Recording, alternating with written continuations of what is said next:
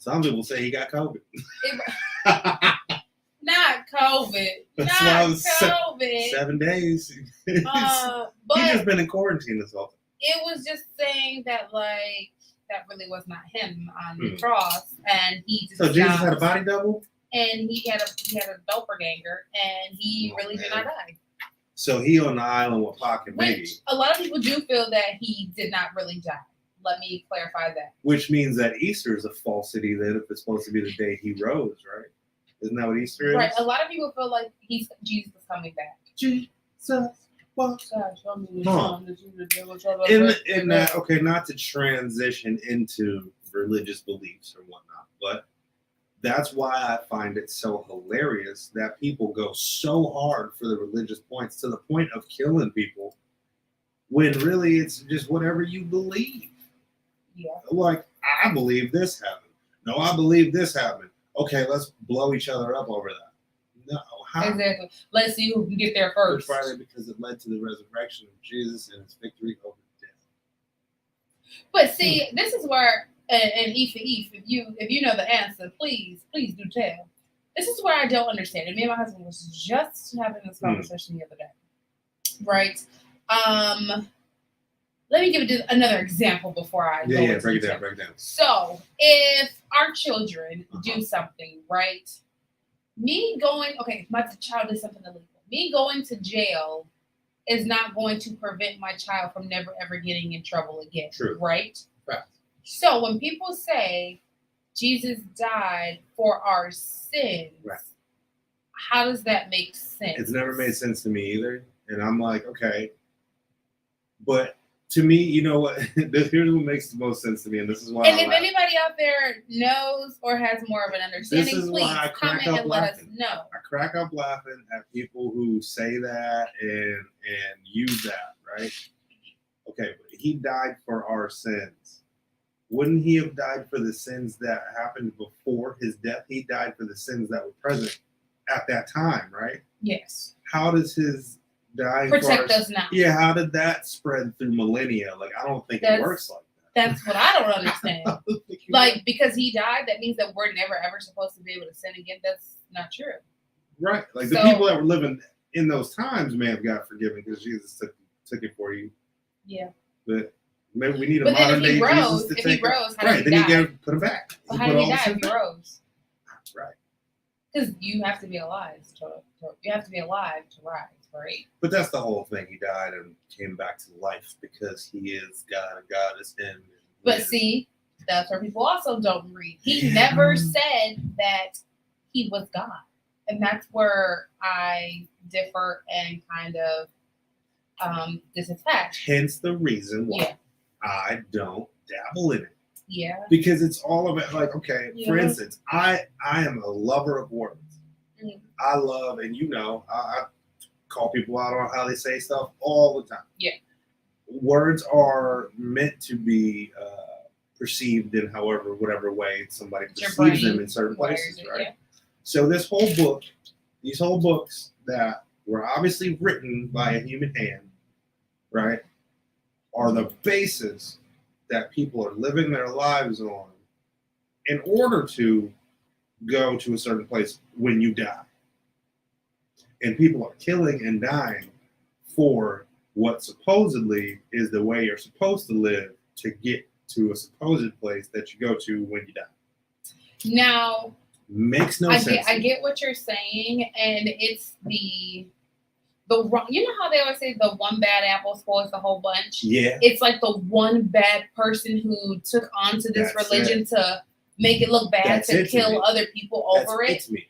But I mean, that could really be like with any of it. You know what I'm saying? With anything, like you always have that one person. That's why I stay away from it, because there's things in the Bible too, or in religion that people will talk about. That while they're talking about it, I'm like, you don't even hear how hypocritical that is of what you're saying right now. Yeah. Because a lot of people as you're preaching the word to me, you're going to tell me that in the Bible or whatever you're reading, it says it's a sin to follow false prophets, right? What is a prophet? A prophet is someone who tells someone else how the way it is or whatever the case may be. So in a sense, you telling me and preaching the word to me and telling me how things go, you are a form of a prophet, right? And if you're wrong, and I believe in you, and I start following you. I feel like prophets and messengers are two different things. A messenger is most of the people that are passing on the message, but the prophets are the ones who really feel, or who really had the word from God. So who is the judge of that, though? Like, who's ordaining people as prophets? Who has the power to do that? Back in the day, so technically there hasn't been a prophet in over like 1,400 years. Well, there hasn't been another prophet. Like, who even back then was like, oh yes, you're prophesied. So I do know. I don't know about Christian or like Christianity in the Bible, but I do know, because I'm studying that a little bit more. In Islam, they do note and document every time a prophet was a prophet, and they document, okay, this person said Prophet Muhammad said this and did this. Right. Aisha said this. The father said that. Right. In the Bible, it doesn't really break down who said they saw Noah or Jesus do anything. So that is the hard part of it, because it's like, I can say that I saw somebody do something. The Bible is he said, she said. Yeah. That's all that is. And it's well, God told me directly, right? So if I go out right now and I tell you that God spoke to me directly and said do X, Y, and Z, you're going to look at me crazy. Yeah. There's no way he talked to you directly. What do you think, you are a prophet? Well, what does that even mean? How do I qualify? That's my question, because no one's story or no one is a prophet until afterwards. I mean, it's just like anything in life. No one is a millionaire until after they die. Like the people from Guinness World Book of Records come out and like, do they got the test? Is there a test to see? Like, do I got to pass some test that you believe me? I am not a robot test on the computer.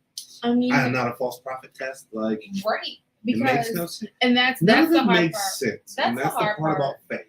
Yeah. Now, after saying all of that, let me say this. Jamal King says, but God doesn't lie. God doesn't lie. Oh, no. God doesn't die. God doesn't die, which is why Jesus could not be God, because he doesn't die. And prophets are sent by God. Right. In theory, yes. Yeah. And that's the whole point of it. Like, to me, religion is a theory. Religion is a big theory on what happens when you die. Yeah. To people who keep making it up. That is all in a nutshell. And I know that'll probably make people very pissed off me saying this, because people live their lives to the letter by religion. But all religion is a theory. You have a theory on what happens when you die and how to get there. That's all religion is. Yeah. I mean, but this whole world is based upon theories. There's practical thing today where you are in your skin, breathing this breath, you and me in this room together. That is practical. That is happening. That is theory. That is real. There's no theoretical about me looking at your I could be here or I could not be here. Is this really theoretically me? Is it hologram play? Who knows? Is this my body? I don't know. I think I've just become. I am a dreamer 100%, and I do walk. I do walk by faith. I do walk by unbelievably unknown ideas a lot of times. Yes, I do. But I am also very real. I am a fan of the tangible. I'm a fan of the palpable. You know, if I can't touch it, see it, smell it, taste it, then I probably don't believe it's real. But why? We believe in Wi-Fi. Can we see Wi-Fi? But when it says it's connected, we believe that it's connected. Because something's happening. Now, I don't know what it is. I don't know what wave of what does what, but I can see that little thing pop up on my computer and then it starts to work. So I know that's a perfect way to sum up how I feel. Jamal King said religion is not a theory, it's a way of life. Right. Your theory. Okay. How about answer me this, Jamal, sir? Answer me this. If there was no explanation of the light on the end of the tunnel, right, would you still be living the way you are in your religion? If there was no promise of if you live this way, you'll get this, would you still be doing it to do it? And why? But, and I get what you're saying, and I looked up the definition of a theory just in case people didn't know what a theory is. So a theory is a supposition or a system of ideas intended to explain something, especially one based on general principles, independent of the thing to be explained. So, I mean, technically, all religions are. The technical term of a theory is the intended to explain something. Right. And when I say things like that, keep in mind I am thinking of like the very general explanation of like I like to think of things as their definitions, right? So I live a lot when I talk about a lot of things. I talk about the definition of said thing I'm talking about, right? Because, like I said, it's no one really knows, and I've clinically died before. I've been dead, like heart stop, flatline, a couple times actually, and I've been near death a lot of times. I can tell you what I experienced in those moments, but I can't tell you what happens when you die, when you really, really die. And that's the hard part about anything in life, whether it's religion, whether it's wealth or health or anything. Mm-hmm. No one can really prevent you from doing something that you have not done. Mm-hmm. You know what I'm saying? Mm-hmm. Like, most people are not believed until they're dead. You know what I'm saying? Who's to say your near-death experience, you did not see certain things? But who can confirm or not your story? When people say, I feel like I died and I saw the light and all these things. That's cool. Can we, who's to say, that was true or that was not true? You can't. Because I can't be in your body or your perspective. And I think that's where everything goes. It goes into a perspective of how you perceive things and how you interpret them into your body, your language, and your mental. Because even when you think about businesses and things like that, one person's definition of success is completely different than another person's success. Which we've had that conversation before as well. And one person may feel like, I've reached $1,000, I'm successful. But someone else like, man, that's not even the tip of it. But who am I to tell you that you're not successful at something that was your overall goal? So it's just kind of perception. Everybody's internal dictionary is different. Yeah. There's certain words that mean a different thing to everybody, and nobody's wrong per se. You know what I mean? So it goes back to what I was saying earlier. People kill each other and die over this religion thing. When at the end of the day, it's what you believe in inside of yourself that matters. And that's all that matters. But the way we're conditioned is we're supposed to band together and believe in this one thing, and we're all going to get there together. And it's not. But unfortunately, not really that. He said, "What's the purpose of life then?" Living is the purpose of life. Living every day, every moment, every breath, every up, every down. And I feel like that's the overall depiction of every religion.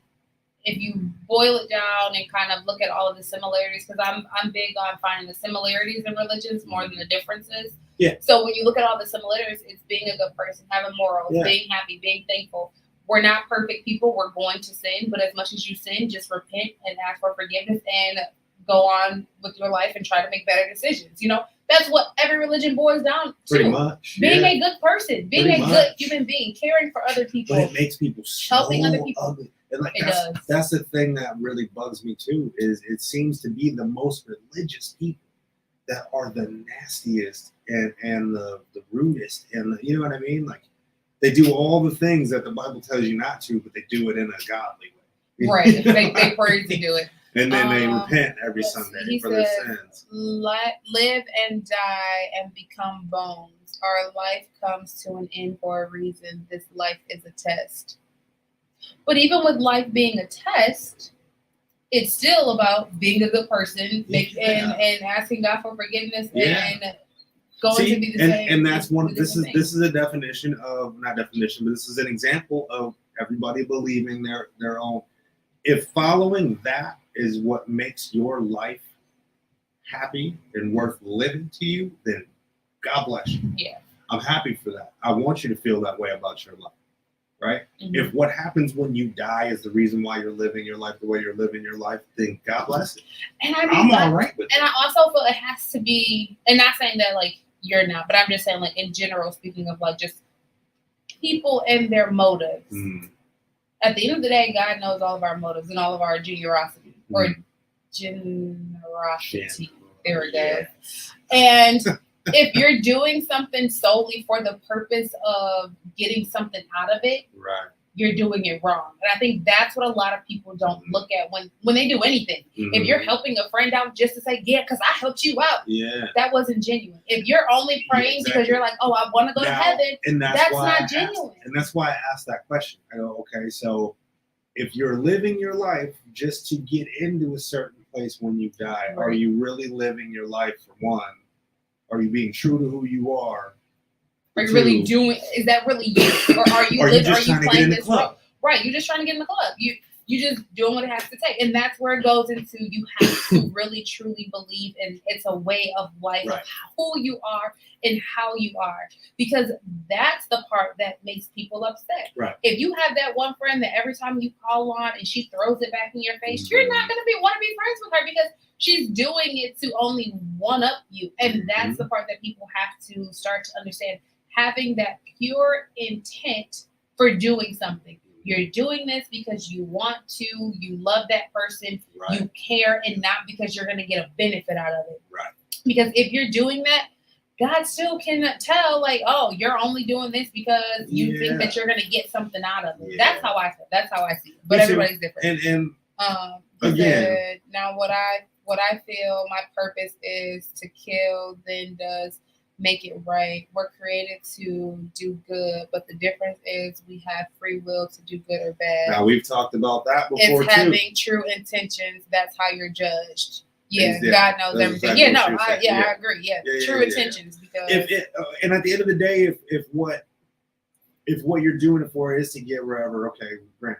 If it makes you a good person through that, I think the intention probably was in the beginning, like you said, okay, how can we scare everyone into being good people, doing all these things? Yeah, I don't think scaring, but give rules. Because if there was not rules, how much the fear of God, put the fear of God in you, and See, like, I don't know what Bible that is. There's a lot of talk always about the fear of God, and God. I've always heard you should never fear God. I think, but see, and that's where I think just that people, you got here right at the good time. We talking about the law. Look, we talking about religion. And look, we're not even a religion show, but whatever. We different dabble. Y'all, we're diverse. Talk about her. But I feel like that's where people take words out of context. Okay, not necessarily, because what's the whole idea of the rapture, with people being brought up and people being left here, left behind, left alone, deserted on this earth? That there's a fear of being left behind attached to them. What rapture? You ever heard about the rapture? What's supposed to happen when Jesus comes back and all the good people are going to be risen up and taken to heaven? Oh, day of judgment. Okay, yeah. The rapture. Well, Who said, that's just my favorite subject, the Lord. I love you, just the Lord. But I think that goes into just being a good person. You know what I'm saying? Like, right. But I'm saying it's there's always something that drives you to do something, right? You see, it's always every story that you hear. Okay, about hell. Well, you're gonna burn for eternity and live in your. There's a fear attached to that, right? There's a fear attached to living the wrong way, because you're going to get left out of heaven, or you're going to burn for the rest of your life, or you get stuck in purgatory and you live your nightmare over and over and over. So there's a deep-seated fear in not wanting to live that forever and ever and ever, right? Yeah. So for one, you're scaring people into, okay, act this way, or this is bad. What's the difference in the law? If you rob this bank, you're going to go to jail for double life sentence. You're going to get the death penalty.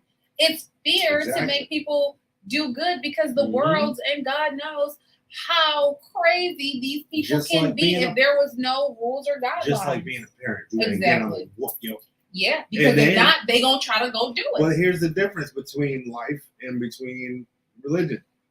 In life, in practical application, once that threat is issued, if that action happens, that smackdown comes, or that prison sentence comes, or that, you know what I'm saying? In religion, they say, if you sin, if you do this, if you do that, you're going to hell. You're not getting to heaven. But if you say these 10 Hail Marys and you repent for your sins on Sunday, to Pastor Rory will forgive you. You can get in again. But think about it again. If you make a mistake in the justice world, if you do right, take rehab, sometime your jail sentence does get reduced. You can get a second. So you can get that slap on the wrist. It says, if you didn't fear God, would you second guess the bad decisions we make. Yeah, I do. And here's what I'm saying. Yeah. I'm not trying to say I'm perfect. I'm not trying to say I don't believe in some sort of higher power. I know there's something that makes all this happen that's outside of human. Yeah. I know that. Yeah. I feel that in my bones. There's no reason that it should be snowing. None at all. But, there should not be. The meteorologist cannot predict that. He's what wrong. I'm saying? He was wrong. That man was wrong. Isn't it wrong to lie to a whole state of people? Anyway, my point is this. There's been time. Okay, let's put it this way. There was a lot of years in my life where things were going so crazy wrong, and I was so close to killing myself and not being on this earth. Even before that, when I went to Afghanistan and saw the things I saw there, it made me believe in my own mind that there's at least places on this earth where God is not present.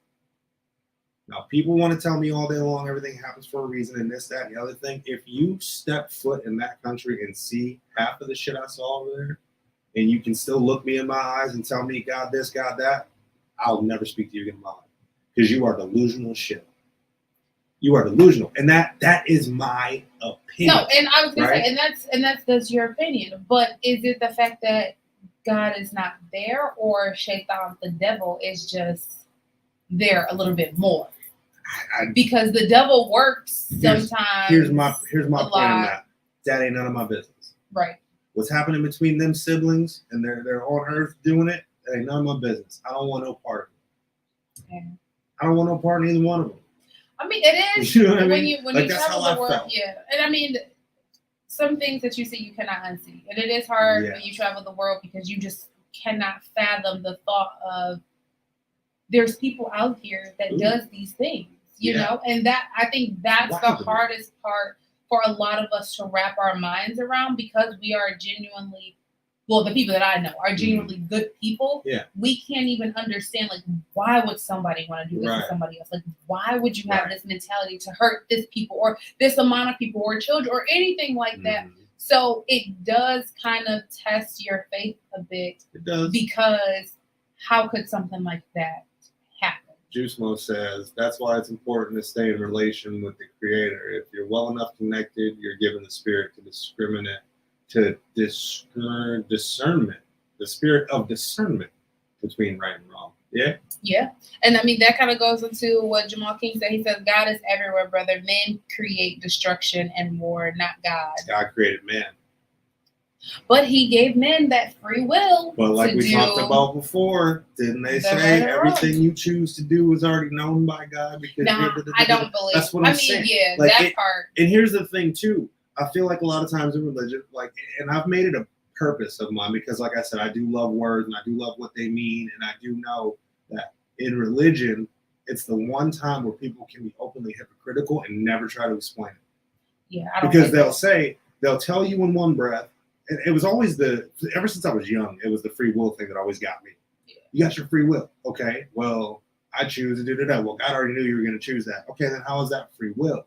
Right? And they're like, well, God created man in his image and da-da-da-da-da-da. But man does this, then okay, man, so you're telling me that I can act outside of God? Well, but see, then I think I'm not powerful enough to do something that God told me didn't intend for me to do. That's true. You know what I'm saying? And I always take it back to parenting. You know, I've seen a ton of parents who, you know, they feed into their children, they give them, you know, good background, they give them love, and they turn out to be psychopaths. Yes. You know what I'm saying?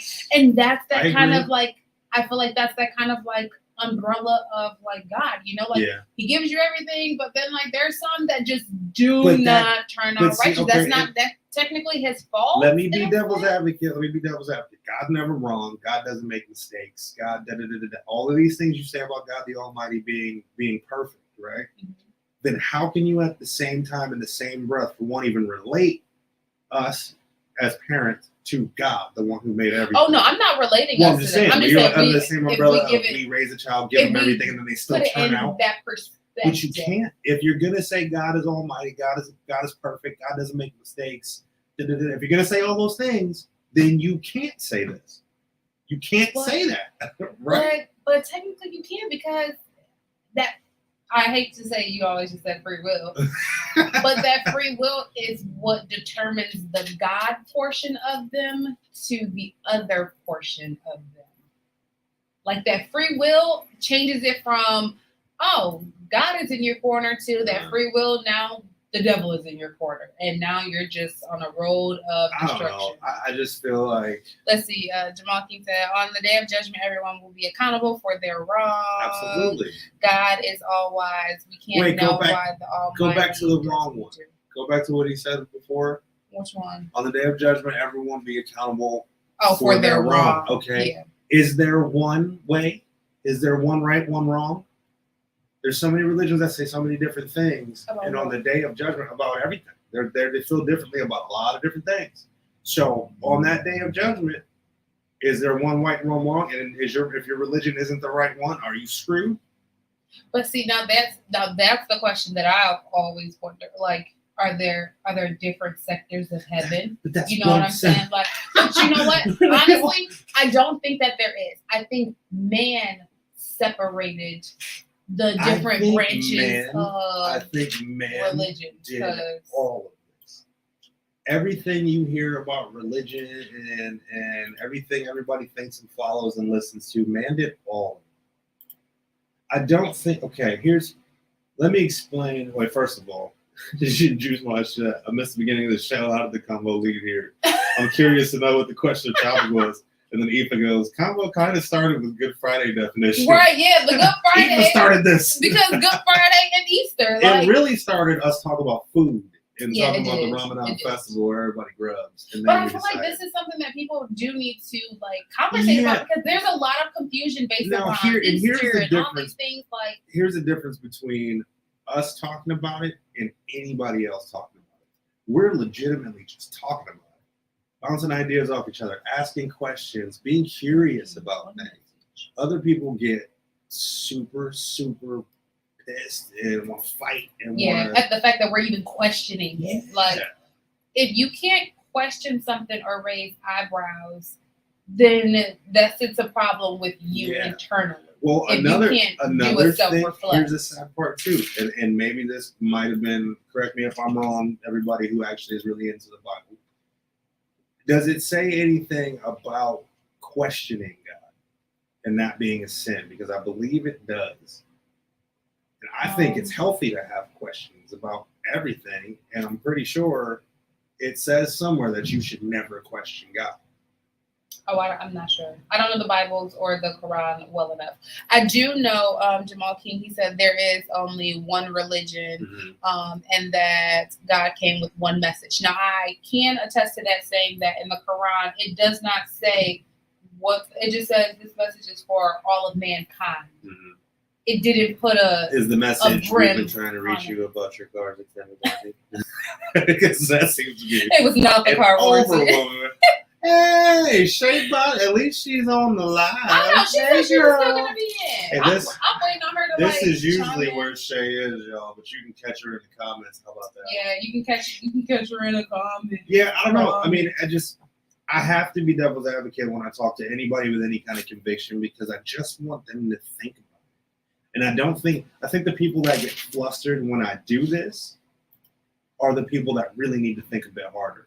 Yeah. Because you really don't have that conviction. If I can shake your conviction and I can make you mad and I can make you all flustered from how I feel and the fact that I don't agree with you or I'm telling you to think about it, and your response, no, you don't question God. You don't question God. And it's not necessarily like we're questioning God. We're questioning the teachings that other people have placed out there. That's morally what we're questioning. We're not questioning the word of God. God spoke directly to you. I'm gonna question you even more. Okay, then you're 1 degree away from God. I need to be homies with you. Tell me everything. Right. Tell me more. Tell me everything. And I think that's where people kind of get it misconstrued. It's not the original message, right? Because if you really break down and compare all of the books, the message is the same. Although the message was altered and what do they say, not purified in the other religions, and the Quran just so happened to be the book that kind of stamped and like gave, okay, this is a time frame, this is an actual official person, this person said this. It gives it a breakdown. It's the teachings of the older generations not wanting to conform with the newer teachings that's getting all misconstrued. And people put their personal beliefs over the religion. Like when you talk about church homes, oh, you can't wear this to church, but then it says you should be able to come as you are. You know what I'm saying? But it's the people who place their opinions over certain things that changes the teachings, and that's what makes it so confusing. Just got all dirty. Because you can't tell me that, and I'm sorry if I ruffle some feathers when I say this, but you cannot tell me in catechism those priests should be touching them little boys. You cannot tell me that that's righteous. But it's the people that are doing the teaching that's putting a bad stamping on the word. It's the institution of religion that has gotten super silly. I feel like we're too far removed from the original word for me to lean on that word. You know what I'm saying? Yeah. Do I have a spiritual connection with my higher power? Absolutely. And it's stronger than it's ever been, because I'm very thankful for all of the things that I don't think I got through myself. So I think people get irritated when I don't pick a side more than anything. Especially a lot of people I talk to that have strong convictions get so mad when I don't pick a side. I don't understand why. Because it becomes an inclusivity thing. Like, you got to be with us with strength in numbers. If we outnumber the rest of the religions, we have to win. You know what I mean? It's like a win or it's lose, like a competitive thing. Like be one of us. I'm not with that. It's just, I don't know. It's icky to me. I feel like, to me, you know what I see in my alternate way of thinking in my weird brain? I see me being the one winning and getting raised up in the rapture by not listening to any of these religions, by not joining that. I'll see you later, Sunday. You know what I'm saying? Like, losers. Right, just me. This is gonna be fun. And I think that's the part that Joel King said. It's healthy to have questions, but it's up to you to learn the truth. And the Quran is the original word.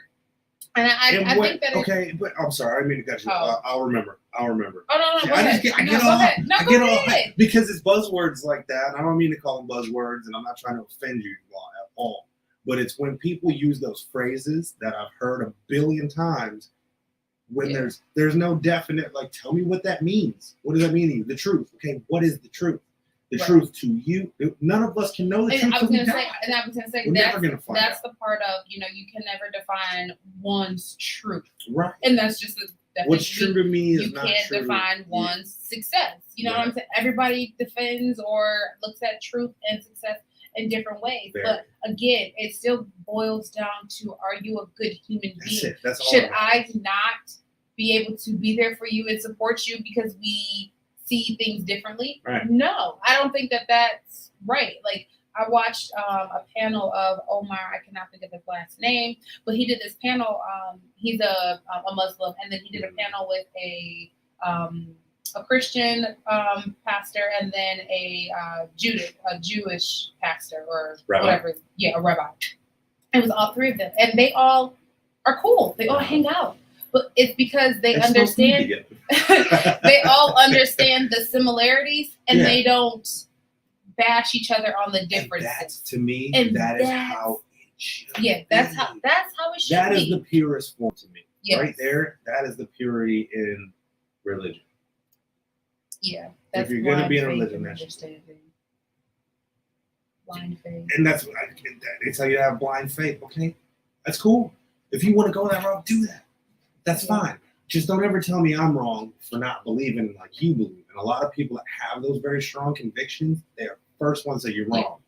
You're wrong. Okay. Well, in a nutshell, you just blew everything you ever say you do. Because you telling me I'm wrong is you're wrong. And that's the only part that I don't want to do and I never will do. And I think that other people in religion should, work on. Yeah. I can't see from your point of view and your perspective. Mm-hmm. So even though I may say something to you, it's like the telephone, game. That's why the telephone game is so societal and people already know that a message can get misconstrued. You say one thing and other people hear it and perceive it and deliver it completely different from what the intentions were. Now, it's a difference if it was like documented and passed down and it was written down. You know what I'm saying? If there was a video, that whole teaching. If there was a video of Jesus saying all this, you know what I'm saying? Well, I wouldn't even believe that because I'm like, who this man claiming that he just came from the celestial, and then his mom and daddy ain't even do it, and he was born still. The hell? Right. You know what I'm saying? But that's what makes all of the, I'm gonna say all of the books outside of the Quran confusing, because it doesn't say who said what. Right. It's literally a bunch of stories just written by everybody. And none of the books were written. One of the books were written while any of the prophets were alive. They all were written. The New Testament, when they came out with it, I'm like, how you come out with a revision? And I think that right there is the part that even makes me upset, because how could you take something so precious and like purposeful change a bunch of stuff in? Nah, it don't work for me. I feel like I just feel like that's I will say, there. Like, I agree with Jamal with the Quran being. I think if religion became divided. I think if there is any book that describes how things were back in those days that I would believe more than any other book, it would be the Quran. Yeah. And, you know, the Ten Commandments in the Quran is the Bible. I think I should start a new religion called Ten Commandmentism, where you just follow those commandments, and then you live your life how you want to live your life. As long as those commandments are followed, you good with me. You know, I came up with a theory of how like the religions were like processed, like in an order. No, and to me it makes sense, but you know, I don't know if everybody else you know, gets the sense in it, you know. Right. Okay, so I'm gonna break it down to everybody in like, I'm gonna try to do it in layman's terms, because I'm trying to find. She makes up words all the time, so layman's terms may not, in fact, your layman's terms. And that is true. That is true. You're gonna get the gist in a little bit of it, okay? So I'm trying to find the list, like the quick list, because this one is not giving me. And I had it on my phone. I think it was like the top 10 or the top 8 of the longest religions. But longest running? Yeah, like the most 8 major religions. Right, and it was like in an order, okay? So it was like Hinduism, Buddhism, I think it was like Judaism, Christianity. It was like, Christianity, and then like Islam, like the last one, right? So really? Yeah.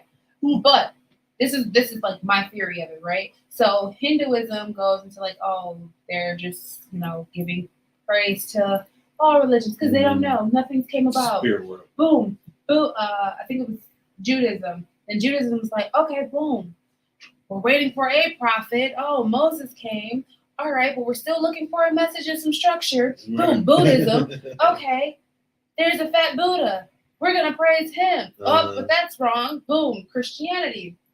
Oh, we have Jesus. Now we're being taught. We have all these things. Okay, the religions are getting together. And then it was like, boom, Islam. Okay, now we have the Prophet Muhammad. Okay, he taught us this. This is the final message. Boom, this is how it's supposed to go. Let's all, we've learned from these. Let's live off this and make it move forward.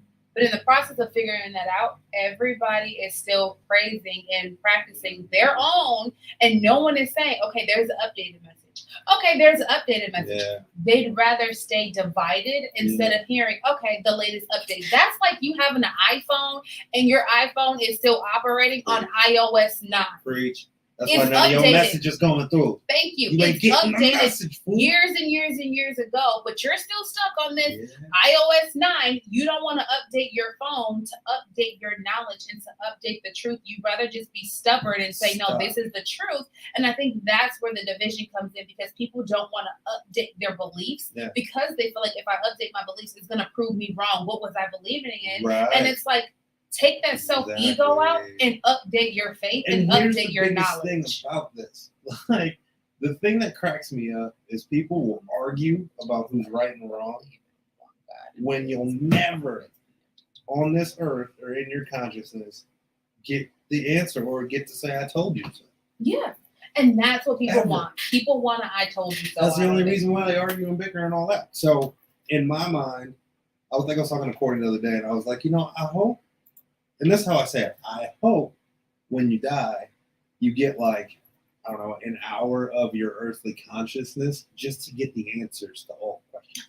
You know what I'm saying? Like, you're blessed with all the knowledge. I want to know. Was I doing this right? Right. Not even that. Like, okay, when I was on Earth, I always thought this, and this is the truth. You know what I'm saying? Like, you get a 60-second Q&A. Can you imagine how fulfilling death would be if you got to know the answers once you got there? But I think it depends on the height of and growth of your life. Of your consciousness? Yeah, of your life. Mm-hmm. If you get to even have that, you know what I'm saying? That categorization. All I know is this. Jamal King said real quick, Islam is the only religion besides Jews that believe in one God and believes in all the prophets and their teachings. I thought Christians, I believe. No, but not the Trinity Christians. The Trinity Christians Father, believe Son, in like Holy Spirit. Yeah, I don't believe That's what I'm saying. Like here's and I hate to pick on you, Jamal, but just the fact that you saying the only and the da-da-da-da-da, like you're one of those people who, and it's your thing. This is you. It's your religion. You're supposed to feel that strongly about your religion. But you can believe that and not tell me that. You know what I'm saying? You can believe that for yourself. But if you try to tell me and make me come over to what you believe, I don't think that was right. That's your job. And I think that's the mix up. Informing someone sometimes doesn't always mean that I'm trying to convert you. I'm just giving you the message from my point of view. I think you just have to, just like when we tell stories on our station, we have to say allegedly, or we have to say in my opinion, this in my opinion, or from this source. And I think the same thing needs to be prefaced when you're talking religion. I think that may stop a lot of the arguments and may open up people's minds if you preface it correctly. Yeah. In my belief, not this is the only way.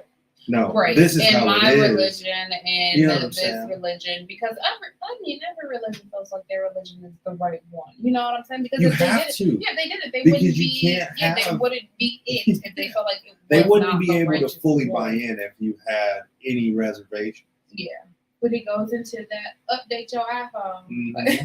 But then again, okay. Even if you say, here's the funny part about life too, and here's the funny part about every human being being a human being. Nobody knows what's going on in here but you, right? Mm-hmm. So you can say all day long, every day that you 100% are down and you this and you that, blah, blah, blah.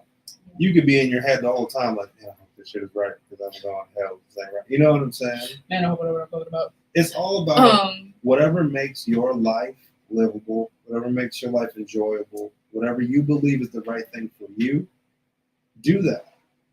He said Jews regret Jesus and Christianity regrets Prophet Muhammad, but Muslims accept every prophet and their original message. He said, I grew up believing Christianity and I'm a warner, not a converter. So, I don't see the difference in those. Because a warner to me sounds like you're warning me that if I don't believe what you believe no, in, not a warner, not in a warner in that substance. A warner as in like I'm giving you the knowledge that you may not have been privy to because of what you grew up in. Because I will say a lot of African Americans, I don't know about everybody else, but I'm speaking about African Americans, Black people, because that's what I am. We were all Baptists. Yeah, Baptist and Christianity, like just by default. Yeah. Not because you really researched it and found out the truth, just because it was default. But then even, when Shay was here, and when you talk about it, when you think about it, actually Black people were born and, shipped from overseas. Mm-hmm. Well, Islam was our native religion until we moved to the U.S. and were conformed to learn Christianity and those kinds of things. So when you think back to it, the religion was for mankind of our kind, but we were just taught different things. And with that being said, we never question, Mm-hmm. like all those questions. You're like, oh, this never made sense.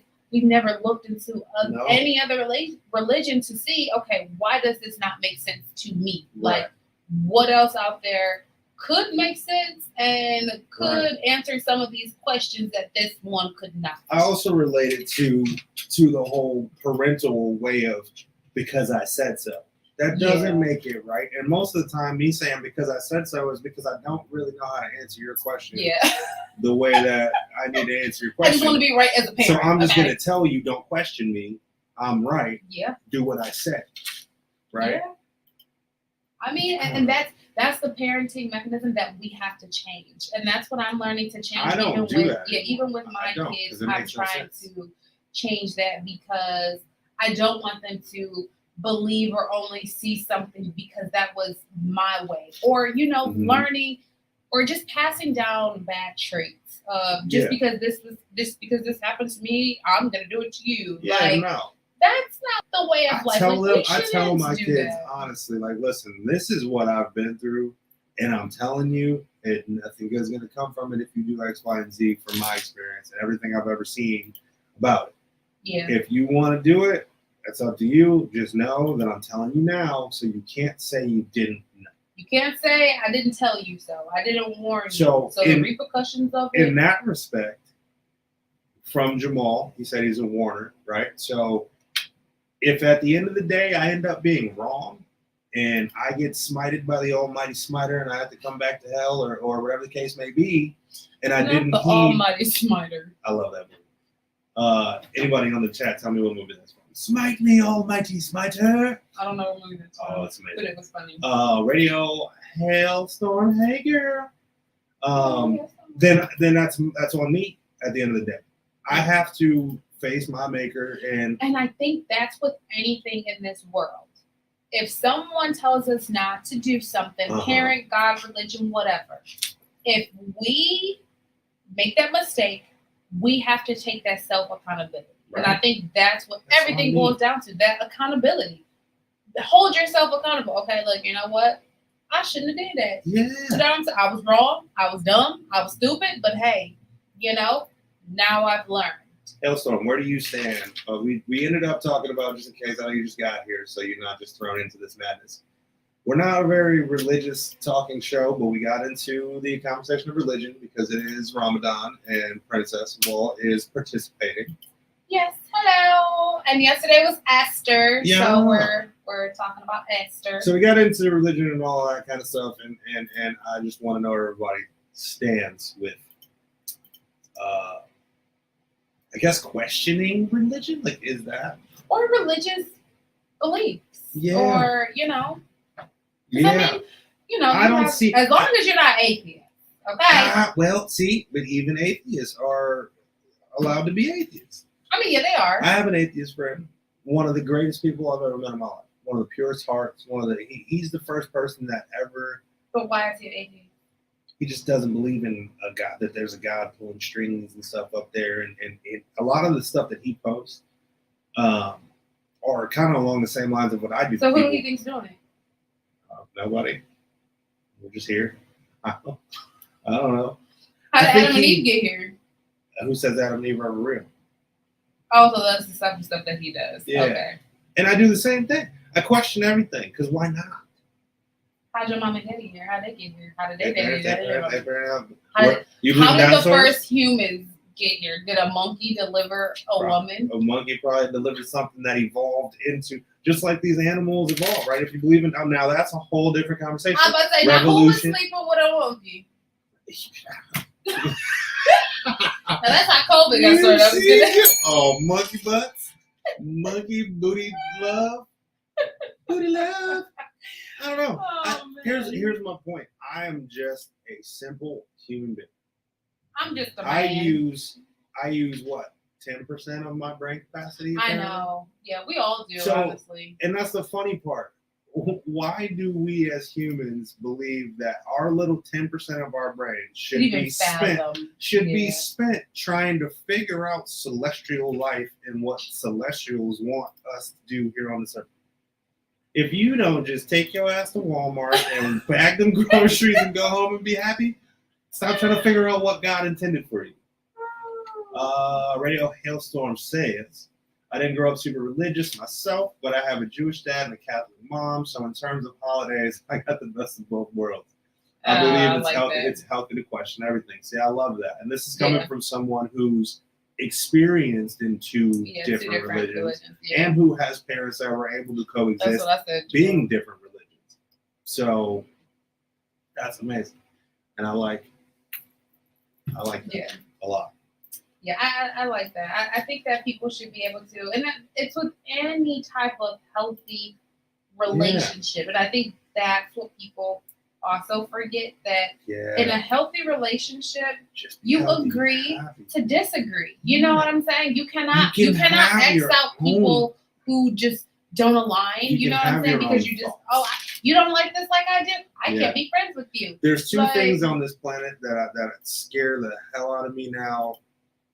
And they're this way, where nobody's allowed to have different thoughts. You all have to be the same. Cults and the military.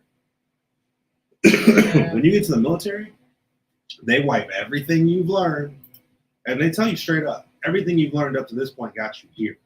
Everything you've learned is wrong. We're going to erase everything you've ever learned or thought you knew, and we're going to teach you how you should think and what you should be doing. You think our way and our way only. You're here to accomplish the mission the way we tell you to accomplish the mission, and you will not fail. That's scary. Okay, so think about a religion. This is the only way to think. If you don't do this, this, this, and this, you're not going to heaven. You want to question me? That's a sin. You're going to hell. Well, I mean, I get you know what I'm saying? I get it now just from your perspective. That whole thought process to me is just faulty. Now, is it man's fault that God's word has become this whole contingency on belief in blind faith? And probably. Yeah. Hence the reason why I keep my soul clean. I keep my soul intact. I stay connected to whatever I feel like is my higher being or the spirituality in this world or whatever the case may be. And I keep it pushing. Because nobody's going to prove to me that I'm wrong until the day I take my last breath. And it's not even guaranteed then that I'll even know if I was right or wrong. I'm going to be dead, and I don't know, and neither do you, what happens once that happens. I'll be dead, and phone dead and gone. Dead and gone. I was like, no, but that's scary because of the simple fact that, like you said, in the military, they teach you guys that, but then when it's time to be gone, it's just, okay, you're free to go. Oh, no, you're a civilian again. But that's what I'm saying. Go back to the normal world. You literally just reprogrammed me to not think like a civilian. Don't work in this society. And there's nothing for us. That is crazy. Mm-hmm. It's different. And then I want to know, who invented armies? That? Oh, you gotta sign up. Wasn't there armies of God's soldiers and all of that way back in the day? Yeah, but it was just people who you believed, so you fought. But now they're making this a full time. If you don't sign up, we gonna come get you. That I don't think that was a thing. Back then. I don't. Back then, didn't want it. Now I'm out. They all. Now God, hold on.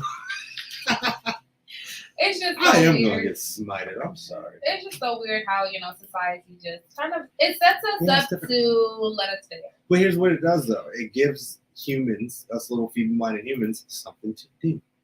Yeah. Because like Jamal said, what's the purpose of life if da-da-da-da? Well, honestly, I think just living life, having babies, keeping our species. My life like it's golden. My life like it's golden. Keeping our species running and creating good humans that care about one another and care about our world. He said good humans. Good humans. Okay? Good ones. Oof, need some water. No, you need water. I'm getting smited already. Feeling kind of chapped over there now, buddy. No. Feeling a little hoarse. Feeling a little hoarse now, eh?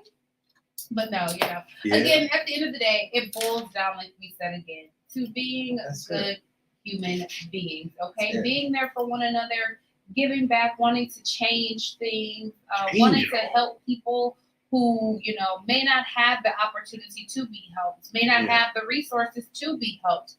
giving back, not being selfish, but being selfless. That's all it boils down to. It's all I care about. Yeah, and I think that if people honestly, really understand that, then if I don't get into heaven the way that I'm living, then it wasn't for me.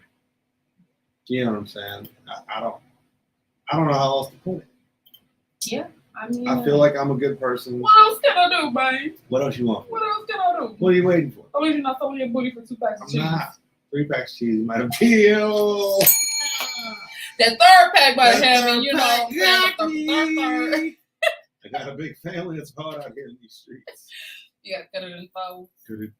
Good. But anyways, y'all. Okay, so that was not our topic of the day. But no, it wasn't. Again, it was really good. we can always. I feel like that needed to be done. That needed to be talked about. Needed to be said. I think a lot of people are scared to have these conversations, and I want them all to know that this is a very safe place for you to tell your opinions, your questions. I'm trying to learn. I mean, we had a whole dialogue with Jamal King on our Facebook of him giving us his perspective. I would have liked for another so person with a different perspective to kind of chime in. Doing it, like we said, doing it in a safe space where we're respecting each other's boundaries, we're respecting each other's points of views, and that's all that matters. You know what we should do? That was church right there, man. I was gonna say, I got a really good idea. We should write this down.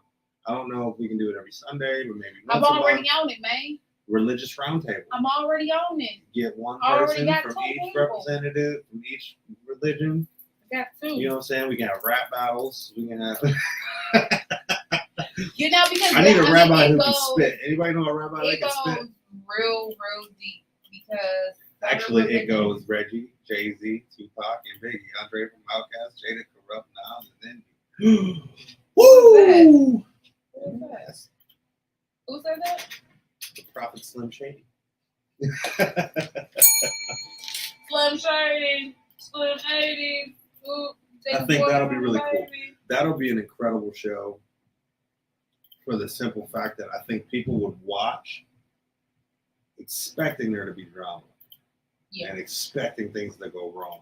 And I think it would slap somebody upside the head. Yeah, I would imagine that people would watch for that. It's not gonna happen. You know what else is gonna happen? When people do watch, they'll be watching to hear the thing they want to point out is wrong. And that's what Omar.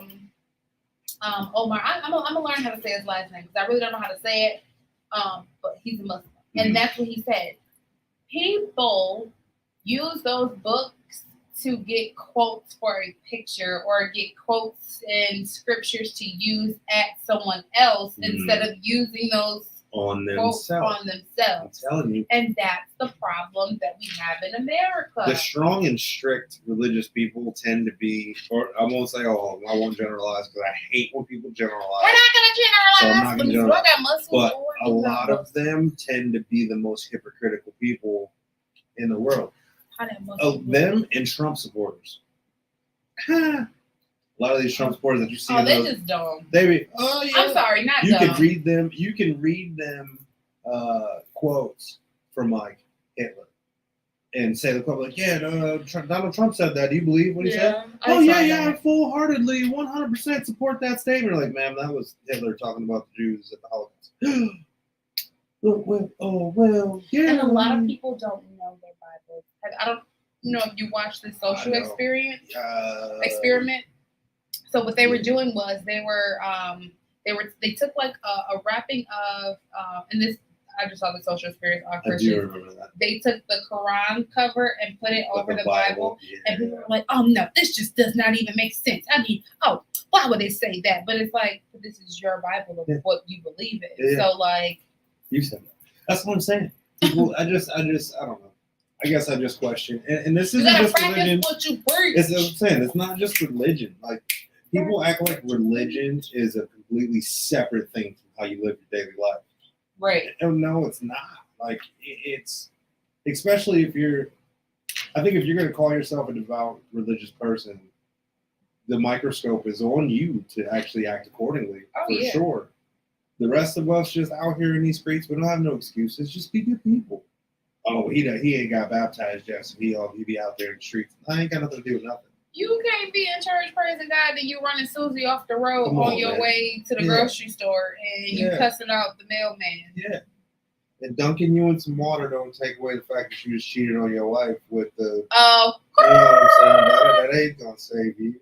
Okay. Because there was this pastor, he was wrong. He was telling women that if they drink the holy milk from his schnozzle, that they was going to heaven. Holy milk. And they had women believing it. Because I'm telling you, the fear of not going to heaven. No, it's the vulnerability. The vulnerability. You gave me the vulnerability. You gave me that one. The vulnerability. Because everybody, I'm telling you. Yeah. Where does vulnerability come from? Fear. Or lostness or confusion. You're vulnerable because something's going on with your life. But if you're lonely, you're afraid to be alone. So you're. Well, yeah, I guess.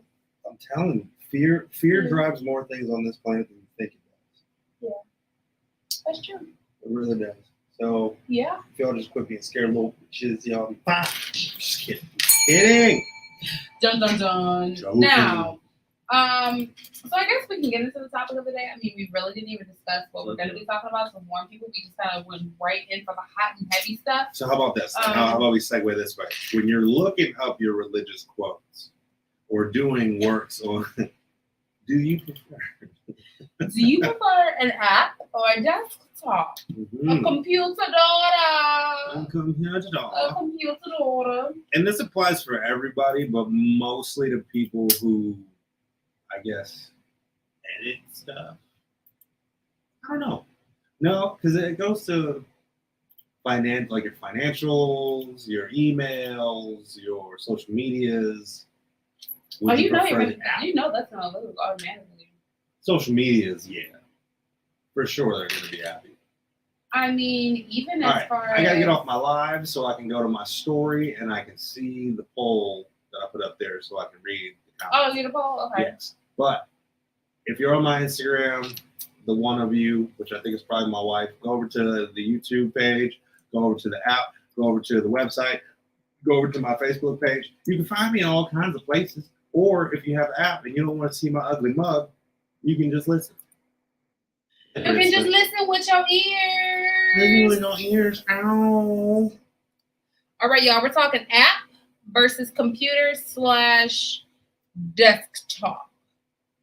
Sloppy toppy on the desktopy yappy. Sloppy what? Oh, sorry. This is a children's show. Sorry. Like desktops, if your desk is dirty. Yeah. Gotta have it neat and organized. Yeah, okay, buddy? Yeah. Gotta have it neat and organized. Hey, back it up. Do you have a wristband? Yeah, that dude cracks me up. You have a wristband. I don't know you, buddy. But yeah. So it's certain things that I do like to do on my computer. Shut up, you're lying. No. I'm not. You're a liar. I'm not. You are a liar. You don't do nothing on your desktop. Okay, I said computer / desktop because I don't have a desktop. I have a laptop or my little tablet thing. Wasn't that like a computer? I don't know. I had a keyboard, so that was a computer. No. So that should have been the real question. No. What qualifies a computer versus a tablet? I feel like a tablet's like an extended phone. Is it though? Yes. That does not, to me, that does not count as, no. Yes, it does. No, it does not. If it has a full-out keyboard and a mouse, that is computer right there. No. No, it is. No. It is. What do y'all think? See, that should have been the overall question. Right. What qualifies a desktop? Because who has desktops anymore? Nobody has the ones with the modem or maybe the all-in-ones. Maybe the all-in-ones because the Mac. You know what I'm saying? So far, 100% of the people on this poll said phone. I told you. I mean, I'm not saying I didn't think it would win. It's just you slowly have been turning me into a happy. I hate to say that though because make you happy. Because it's what I learned off of, obviously, and it was dinosaurs. Okay, how about this? here's a good segue from the religious sector. It's what I always believed to be the strongest and most quality work came from the desktop. But there's an update. But so update your these apps these days, they're making it to where you can't tell the difference. Yeah. It goes the same with outboard cameras and phone cameras. Yeah. You can't really tell sometimes if it was shot with a Canon T6 Rebel or with an iPhone 12.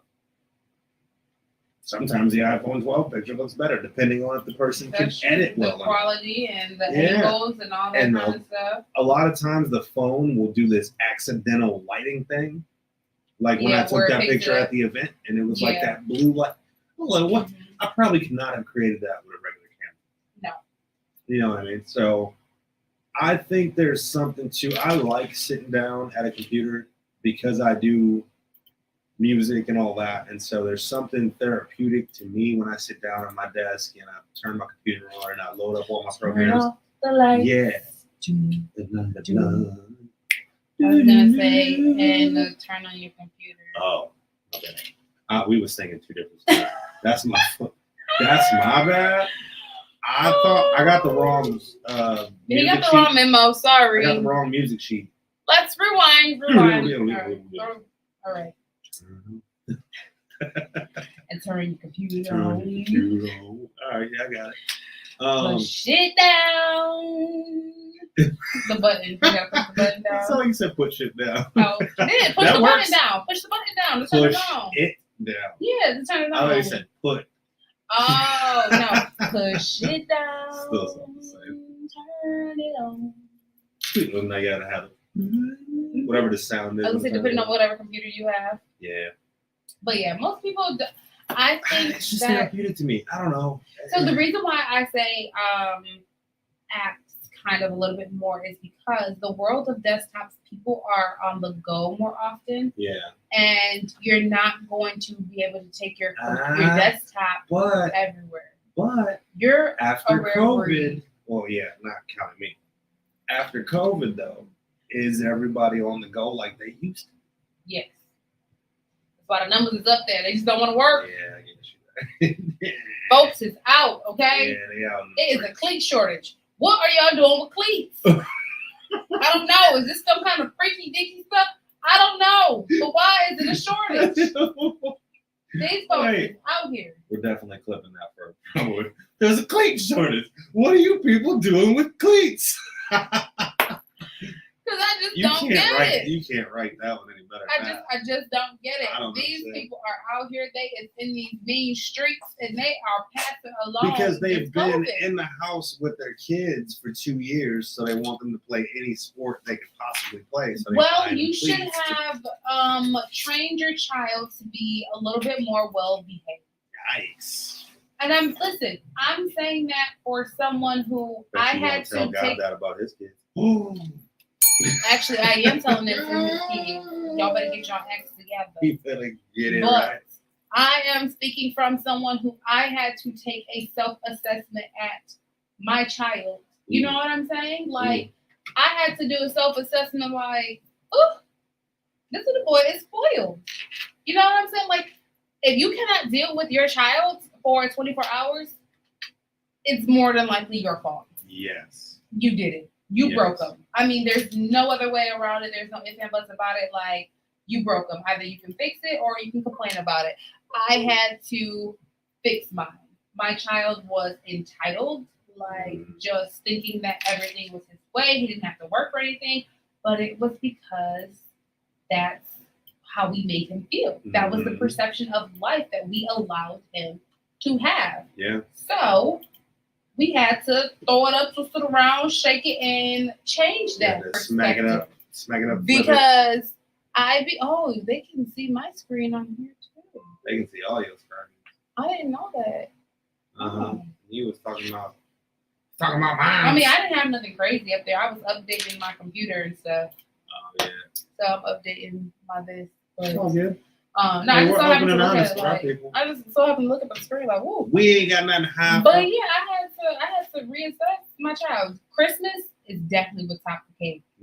when he got like a few gifts from like my grandparents, which is his great grands, and we had just did a big vacation, water park, everything for Christmas, and then he had a nerve to say, "That's it. Yeah, that's all I get." See, now my wife and I have had that conversation too, and like, so we don't do Easter. We've never. Yeah. She's always done Easter with the kids just because. Yeah, but not religious purpose, and right. I think that's okay. I do too. So we're gonna try.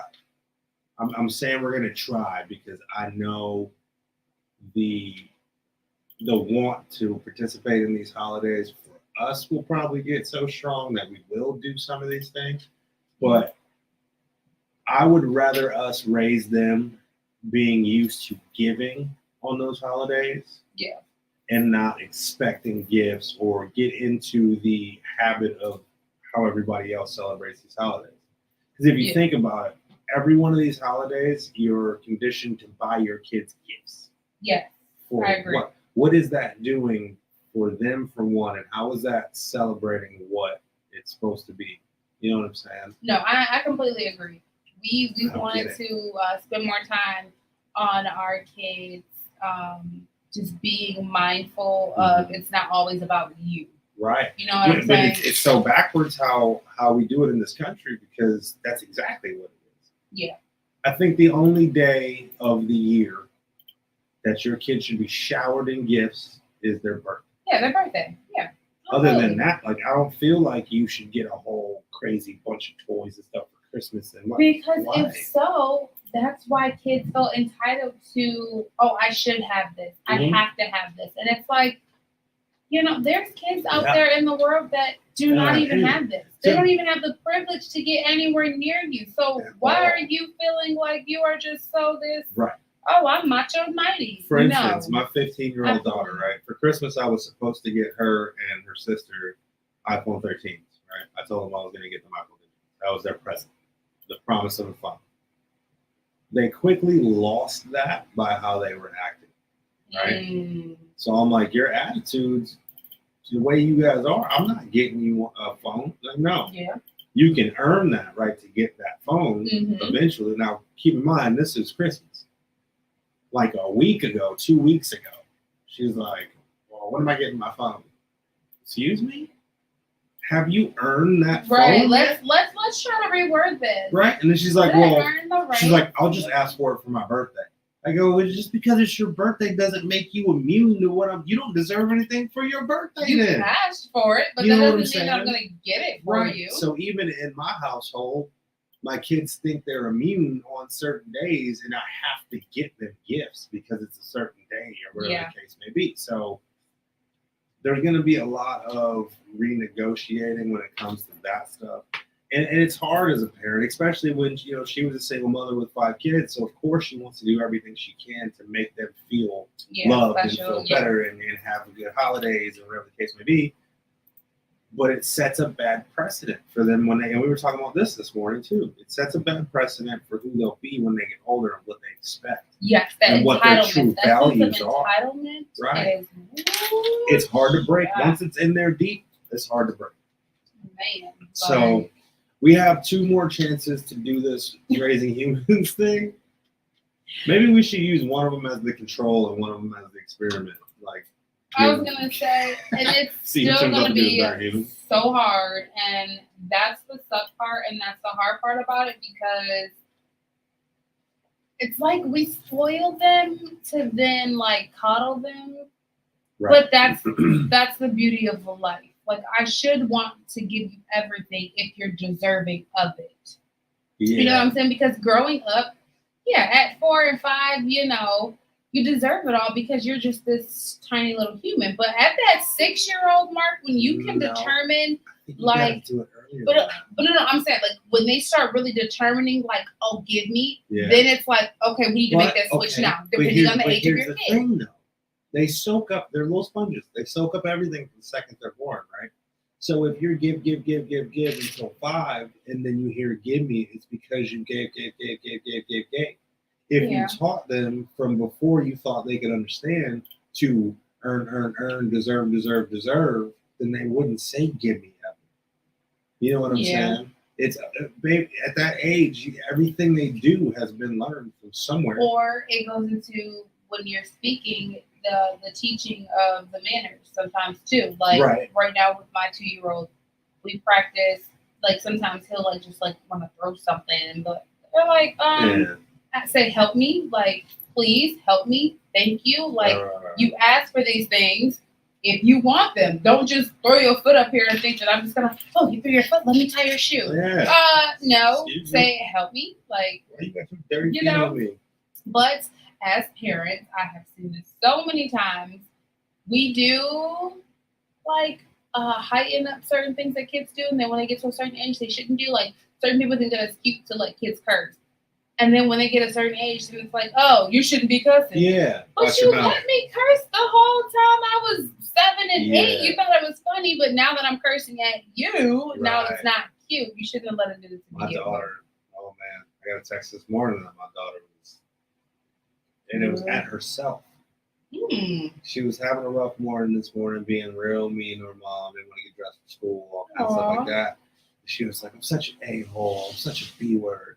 Oh no! Like, who you hear say that to themselves? Right. But that's what these kids. I mean, they pick up on it's harder. The smarter they are, the harder it is. Oh yeah. Like, how'd you even formulate that sentence? Yeah, what? I let my kids stay home today because I was an irresponsible parent last night, and I'm gonna say this. And Mom Club, shame me if you want. I don't care. Kids will go to the door and I hit you. But I let my kids stay home today because we got home really late last night because we were at my grandparents' house for Easter. We were barbecuing. We were eating some food after Ramadan, hamburgers. I know y'all had some leftovers. You could have brought me a plate. Listen, my uncle talked about this barbecue so much. We had hamburgers and hot dogs, and the sides was baked beans, potato salad, macaroni and cheese, and green beans, but no main meat. It was just the hamburgers and hot dogs. I mean, I liked it. If it's a cookout, that's what it's supposed to be. Yeah, I ate it. It just depends on what the cookout is. Yeah, it was just a minor cookout. Just to get together, put some stuff on the grill. Dogs and burgers on the grill and make them sides. Yeah. So it was more. So we stayed out really late. So I let my kids stay home from school because I did not want to deal with that this morning. Yeah. Because I know they were out Friday for Good Friday, and then being out on, I was like, nope. Listen. As a parent, sometimes we have to make that decision to. I choose my sanity over sending you to school and arguing with me this morning. For the most part. How do I say this? I think the school system at this point is pointless. It's a joke. Yeah. From what I know from my kids telling me what they do in class, what they do in school, and then the grades they have, I'm like, there's no way this is hard because y'all don't do a damn thing. I know so many people who are starting to homeschool their children because it's pointless. My boys, like, okay, all of my kids have A's and B's, right? Pretty much all of us. My son spends his entire day in school after he gets done with his work, researching wholesale real estate and doing research and stuff he's going to do when he gets out of high school. Not that he's not doing his work; he's doing his work, getting done with his work, and then being told he can do whatever he wants afterward. They let them go roam the halls. They let them go do all kinds of. They can watch. They've been watching. Anime. I remember you telling me that. Yeah, I'm like they were on the YouTube, and you're like, get off the YouTube and do some schoolwork. So my thought is, when they go when they stay home, I'm like, well, they ain't gonna be missing nothing. But I just know they're sophomores. They're my oldest, and I'm like, and that's the hard part because they're getting kids in trouble with all these like truancy officers missing school and stuff. That's what I'm saying. But it's like that is if they're only reason why I'm if they're really not missing any knowledge, I mean, why does the amount of days matter that they're not? Because it's all it has of the state and sending money to the school for this. That sounds like a personal problem. It sounds like a very personal problem, right? Listen here, school board. You ain't making money off my kids. Yeah, that sounds like a personal problem. Honestly, I don't care if they go or not, but I can't. But legally, I have to make them go to school. And now that still goes into the topic of the day because apps versus desktop. Because even they in don't schools even now, use desktop. they all have tablets and iPads. I think some school Chromebooks and stuff like that. So I mean, I guess the Chromebook would technically be like a desktop. But most of the computer, things that they have to do, they can do on their phone. And it's app accessible on the Chromebook. Apps from the world now. It's wild. I mean, it's like that one-stop shop type of thing, to where like I'm coming to this app because I want to use these things. I'm going to that app because I want to use these things. Because for me, if you look at my my Google Chrome browser on my phone, I have like 53 tabs open, and like in each tab, it's probably like 4 tabs within a tab. Why? Because my brain moved too fast, man. You don't know how to hit the X in the little. No, because I start something and I start researching it, and then I'll pop another window open, and then I'll start doing something else, and then I'll start doing something else. Listen, if you want to see my brain, I would throw up. Yes. So my brain processes things very, very fast, and it's always a lot. So sometimes it's easier to have an app because I'm able to go there and do the one thing that app offers versus me being online or on the website and me getting like distracted easily and like clicking on something else. But then again, that's why I do like a computer.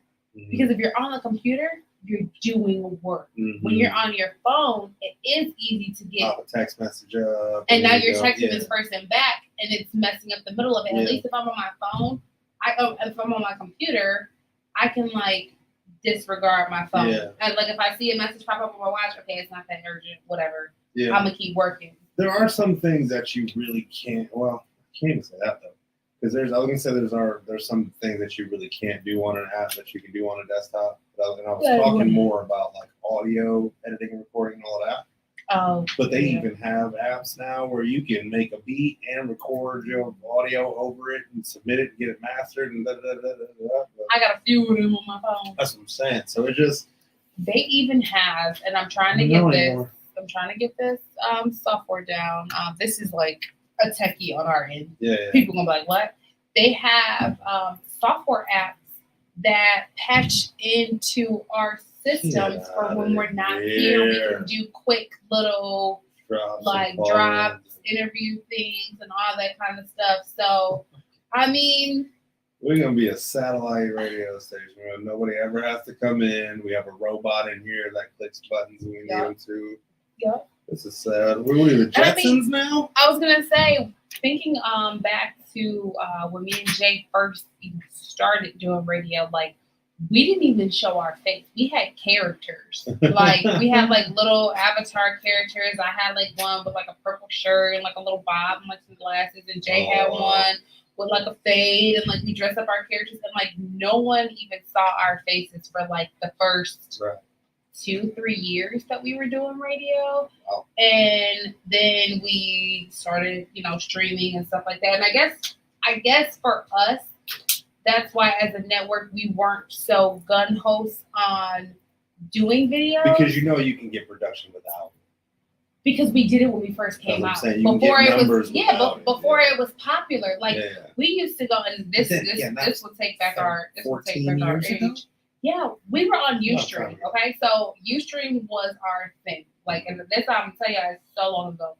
Ustream was set up just like this, but we could upload like different stuff and like different pictures, and it was free. Ustream was free.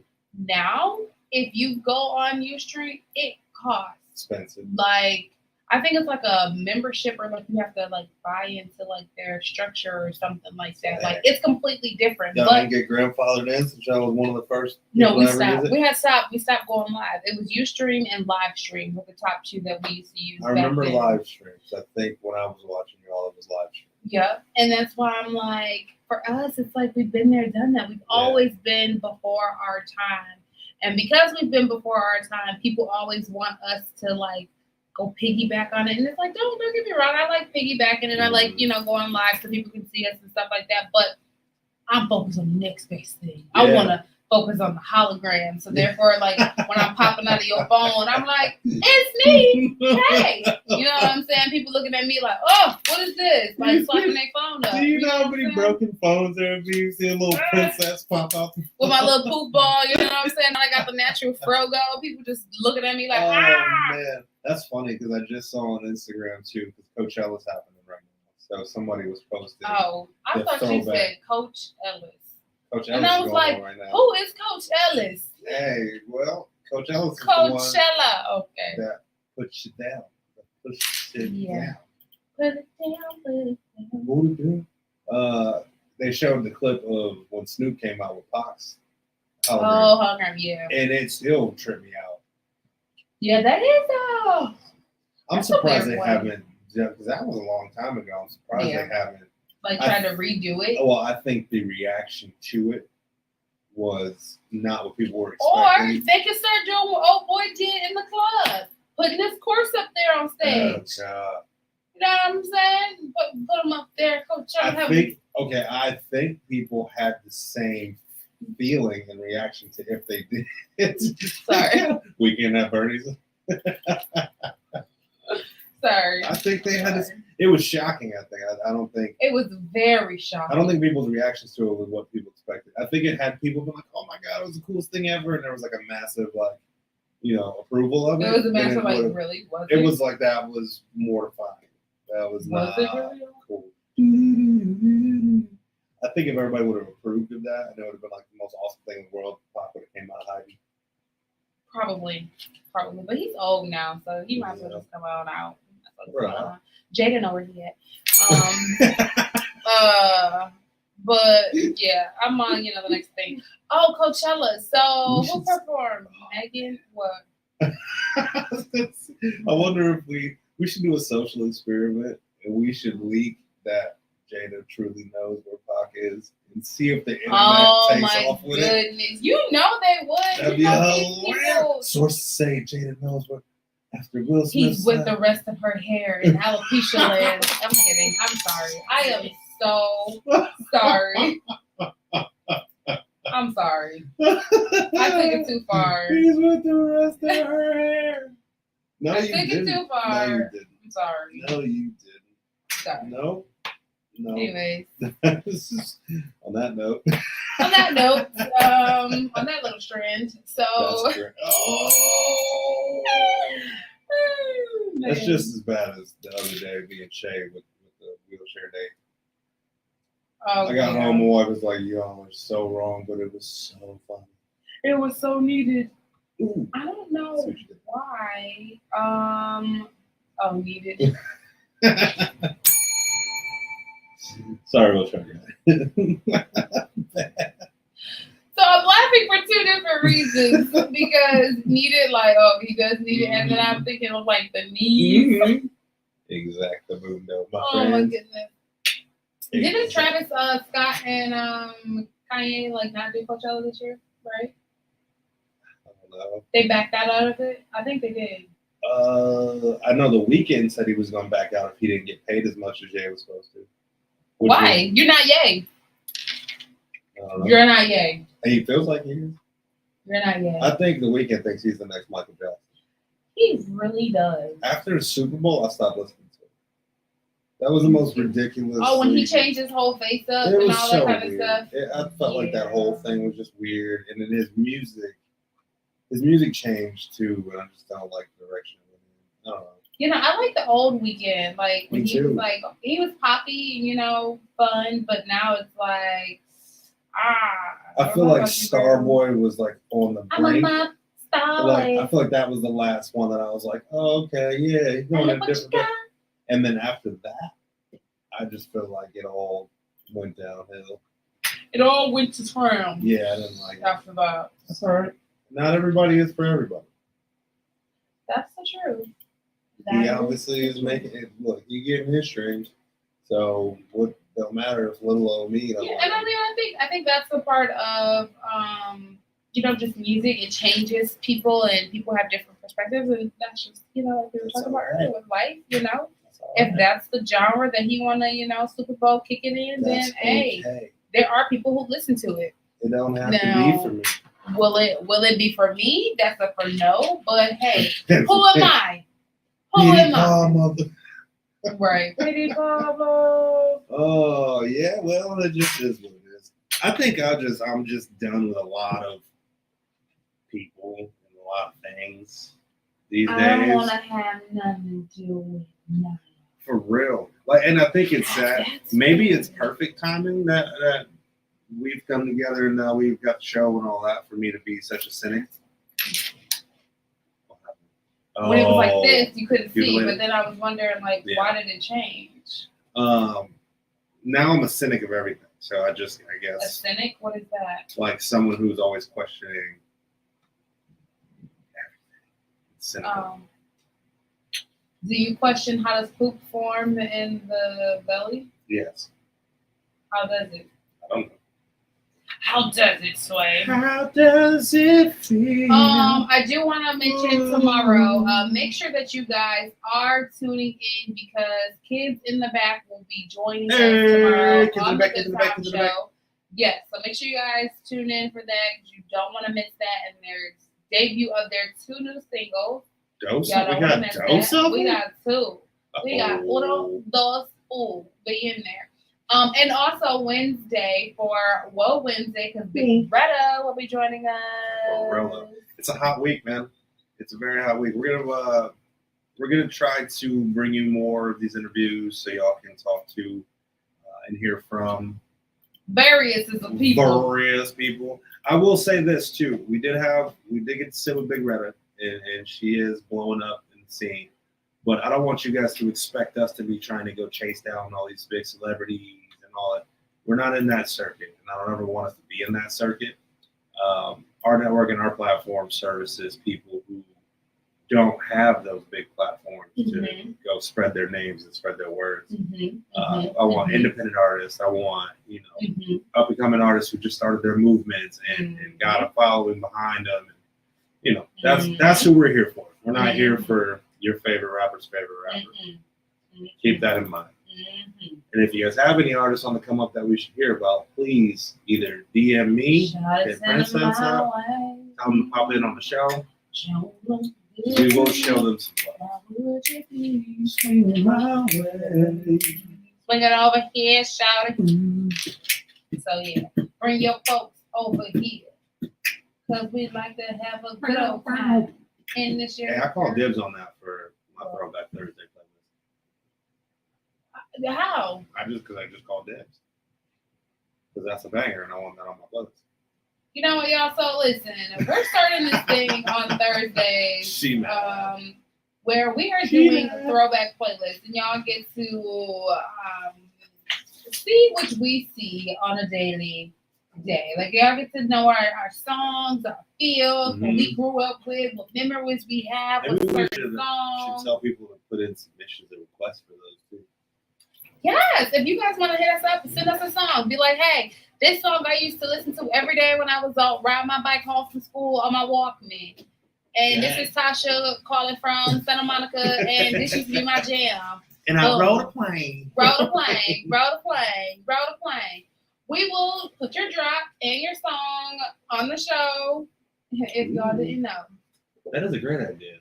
Yeah. I'm losing stuff left and right today. What did you lose? Where your head at? Oh, well. Where's that? So I left my charger for my iPhone at home, but I had another charger cord, which is now plugged into my computer charging my phone.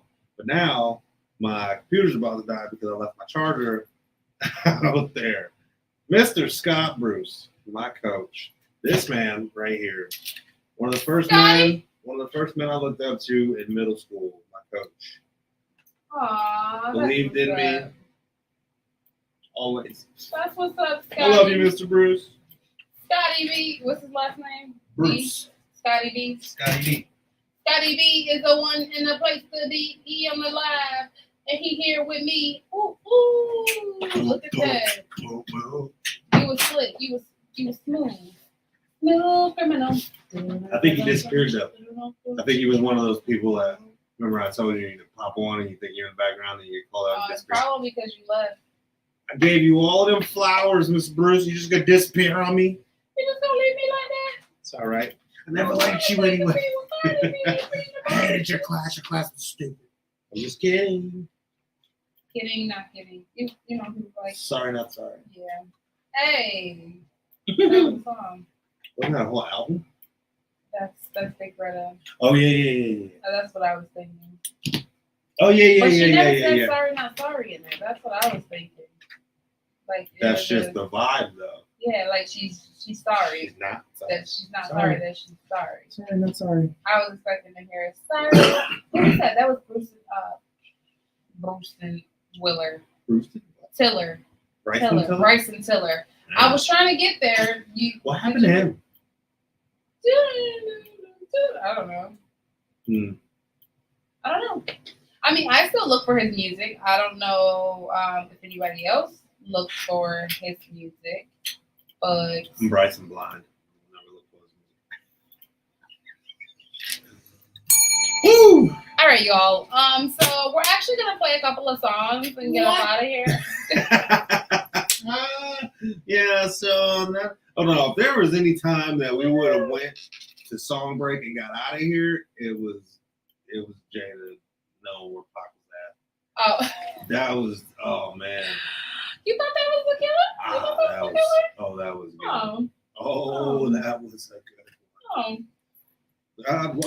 good one. There was supposed to be something else that was going on. We haven't talked about any really affairs that's going on. No, we really haven't. I don't know what's going on out there. I don't check my media or anything. Everything I've seen, it's all fluff pieces. Like there's just so much. They're going back to the baby shooting somebody in his yard. I saw that. There's that, and how he was like too all hyped Lucky up. Charms is making people sick right now. I didn't hear that one. Yeah, FDA says that sources of people say they've fallen ill after eating a bowl of Lucky Charms, and now the feds are investigating the popular cereal. The U.S. Food and Drug Administration announced Monday that the agency is looking into hundreds of reports from folks who told them that they got sick after eating General Mills products. More than 100 people have complained about the Lucky Charms through the agency's reporting system. And that's not even counting more than 3,000 folks who went to iwaspoisoned.com and claimed they recently got sick after eating the cereal. So wait. There's a website called iwaspoisoned.com. Apparently. How? Apparently. I've never been poisoned, so I never had to go on this site before. So how did I not know this was a thing? Have you been poisoned? Maybe. You haven't been poisoned. That's why you don't want to go there. I don't know that. But no, I never heard of that being a thing. That's So yeah, but no, that's very scary about General Mills because I buy General Mills for my children.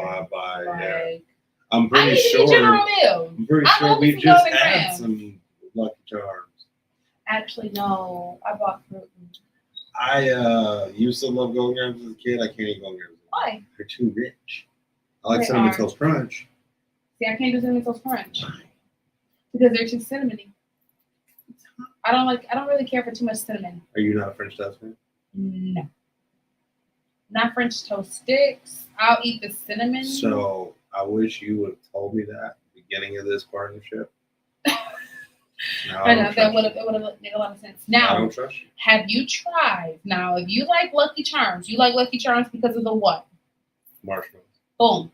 Have you tried Fruit Loops with marshmallows? I feel like it's already flavorful, fruitier enough. No, it's not. It's really not.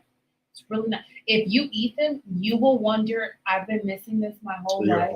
Like, I've been eating Fruit Loops plain. Now, Fruity Pebbles did it with marshmallows. Not really a fan because Fruity Pebbles are already sugary.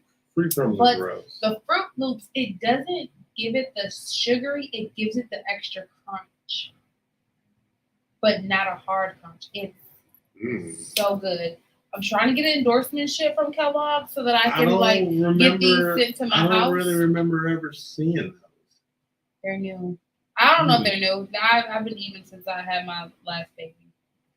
But the only reason why it's better is because what happened? My wife just texted me something about her taxes. The only reason why it's better is because Lucky Charms, the actual cereal of Lucky Charms is nasty. Yes. Like if you get a spoonful, if you get a spoonful with no marshmallow, it's nasty. But the Fruit Loop with marshmallows, it's good with every bite. I'm going to bring some in. That's what we eat for lunch next week. No, this week. I'm bringing us lunch. All right. Cereal. So, of course, I had to come on here. I was poisoned.com. I didn't think it was really a thing, but it is. Yeah, Olive Garden. Wow. And they say where? Yeah, that's wow. Great. No, this is a good thing to look at if you're going to like eat out at restaurants. Like, can you do it by? Oh, it says I am reporting nausea, diarrhea, vomiting, or something else. Yeah. From where I'm not sure. Rate the business. Tell the story. It happened 4/17. I ordered soup and salad. It came with a ranch dressing, and water with lemon to drink and breadsticks. Had zuppa and then chicken gnocchi soup.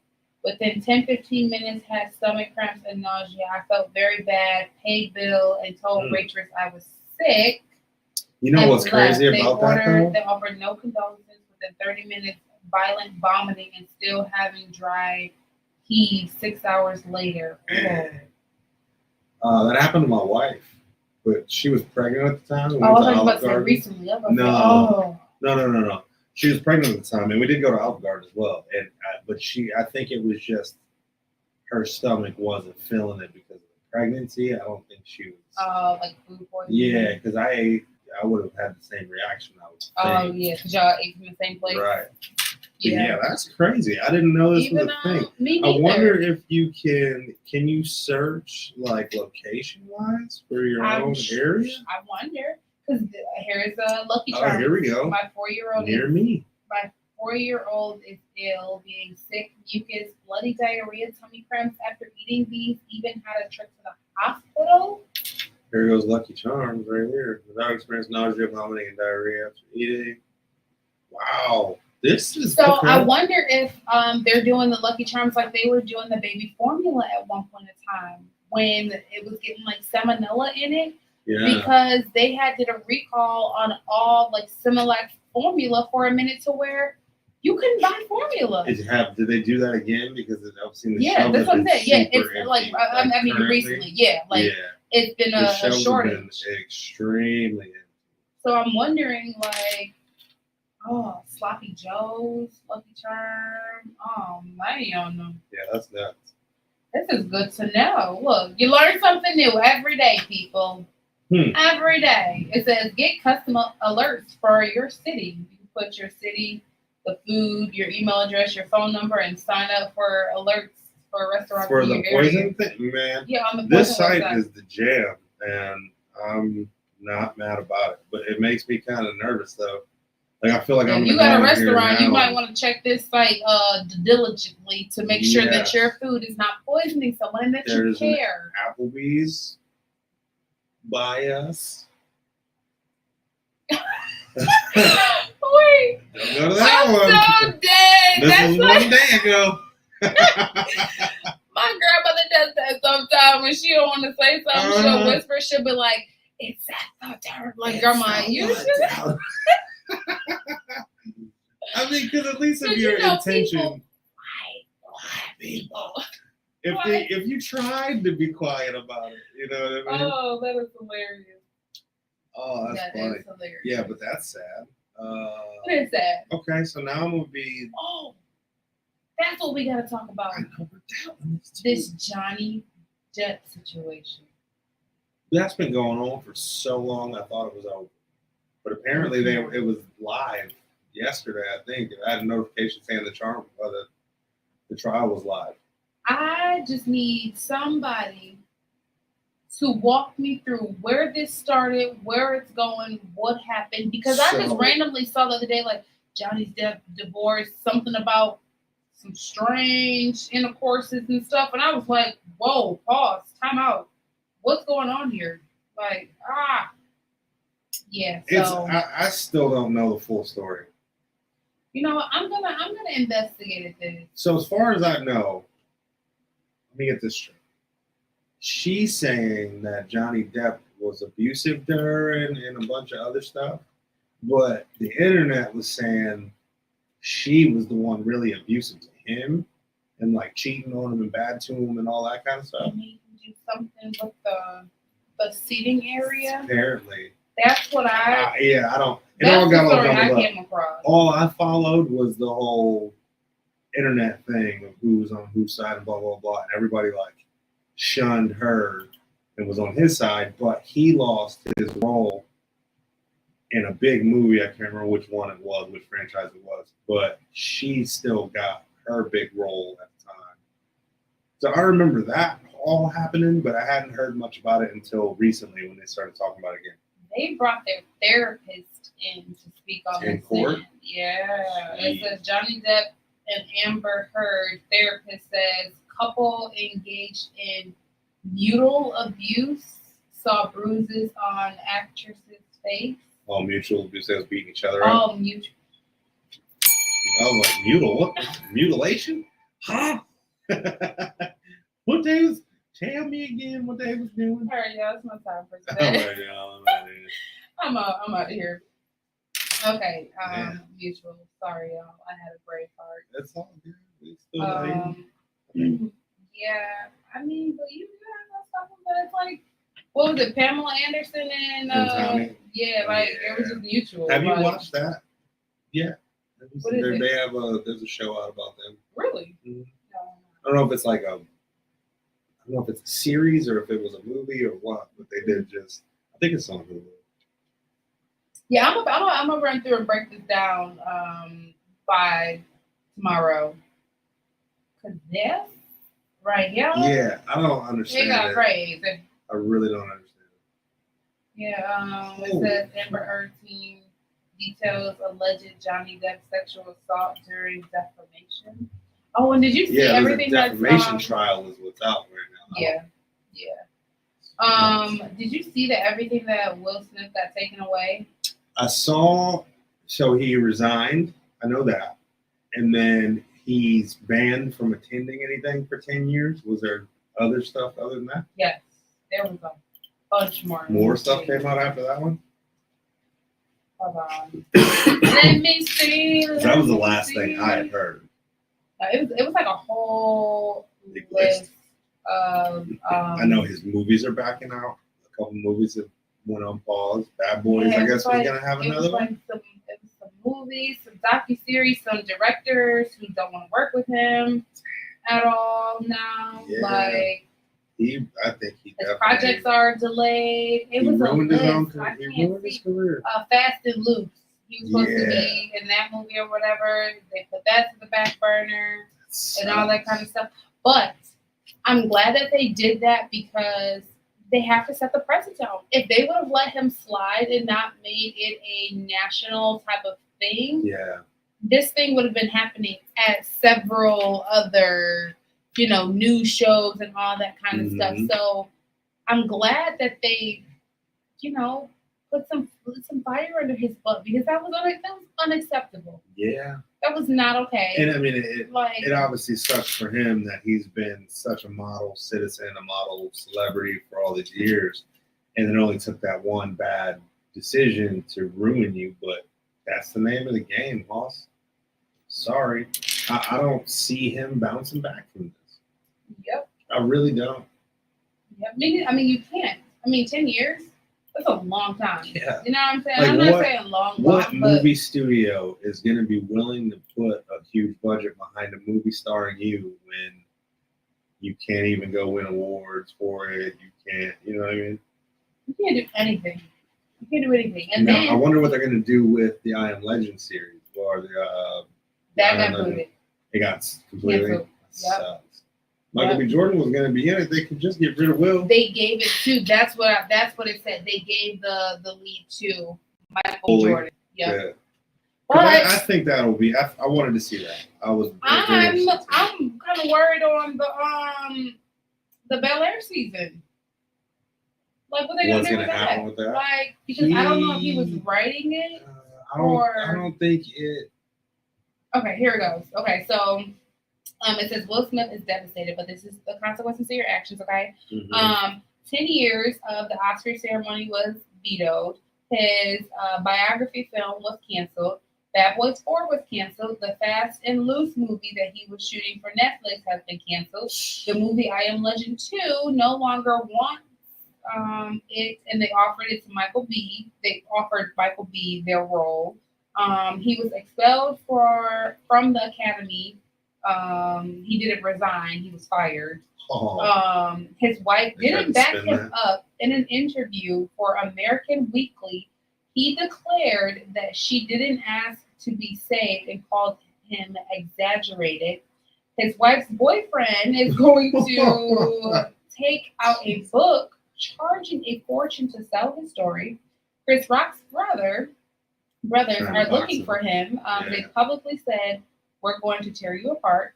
No producer wants to work with him on any kind of project. Their dramatic series Bel Air reboot of Bel Air Prince is being smashed by criticism, and at this moment he is in rehab to control his depression and temper tantrums of anger. Get out of here. Rehab? What?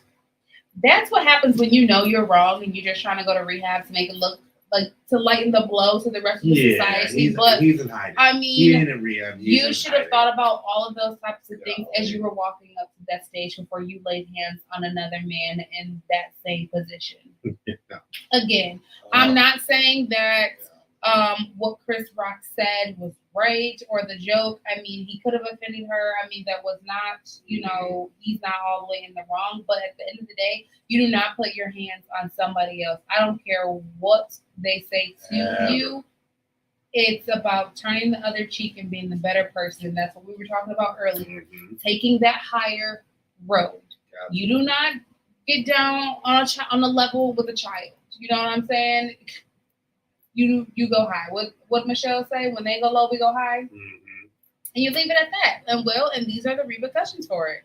Should have thought about that before you walked up there and slapped him across his face. I'm super interested to see what he does next, because there's no way he's just going to slink off into the shadows and disappear. I don't think that's going to happen. I think it may be a while before he attempts to do something again. I think that now he's going to be forced to self-produce a lot of things. Yeah. And with self-production, some of them may not be to the best quality, but he's going to have to put something out. He needs to reach out to any and everybody who claims they got his back, because he's going to need all the help he can get. But then that gets so tricky in that world, because it's not a lot of people in that world. And you can't call on favors with people who are still at the academy, because they're going to feel like, oh, you're supporting someone we did. Like, you know what I'm saying? Yeah. That's where the lines get real. But here's tricky. Another thing, though. So think of it from a production standpoint. To get him in your movie before, you probably had to come off with like millions and millions, right? To get him as a lead role. Now, his stock has crashed. You might be able to get Will for $500,000. You know what I'm saying? I mean, that's true, because he just needs something to, stay afloat. You know what I'm saying? Keep the money in the boat. Look, maybe we should talk to this people about $100. Hey, but I got a little $100 for you going to do this. You want to do this drop real quick for us? Well, I mean, hey. We might lose some listeners for having them do a drop for us. I wouldn't have them listen. I wouldn't either. I go off of people's integrity. Right. And that's but it doesn't that suck, though? Like, for the whole 3 decades I've been around, he's been nothing but, we used to call him, white boy. He was kicking with white people. He wasn't even accepted by a lot of us for a long time because he was so sweet and clean. Will Smith don't have to cuss in his raps to sell records. But see, it's not even necessarily a color. I wouldn't mess with nobody who does something like that. Oh, no. I'm just saying, what I'm saying is, he's been so squeaky clean. Oh, yeah. That black folks used to make fun of him because he was so squeaky clean. Yeah, so for all of my life, I've known him like that. And all it took was one to backlash it all. And it was probably all of his life, a bunch of black folks talking about him like he was a sissy and a punk. And he's been dealing with a lot for a long time. So it's just but again, you could have yelled that from your seat. Keep my wife out your mouth. That's why a lot of people say we're living in the Matrix. So like that situation, how that all went down is so unbelievable. It's too much. Bro. So I relate his downfall to Logan Paul. I don't know if you remember when he did the Suicide Forest video. So backstory. I know you guys know who Logan Paul and Jake Paul are. Yeah. And they're annoying and all of that, whatever you want to say about it. But Logan Paul was a YouTuber who had a daily vlog that had ran for like over a year, where he posted something every single day. So he was the hugest YouTuber. He was very successful. He was doing all these things. Well, he went to I don't know where it's either China, Japan, Korea, one of the Asian countries, and there's a suicide forest. So they decided to go into the suicide forest. Okay, I do remember this. Right. I do remember this. And accidentally, I don't know if it was accidentally on purpose, I don't know what it was, but there was someone hanging.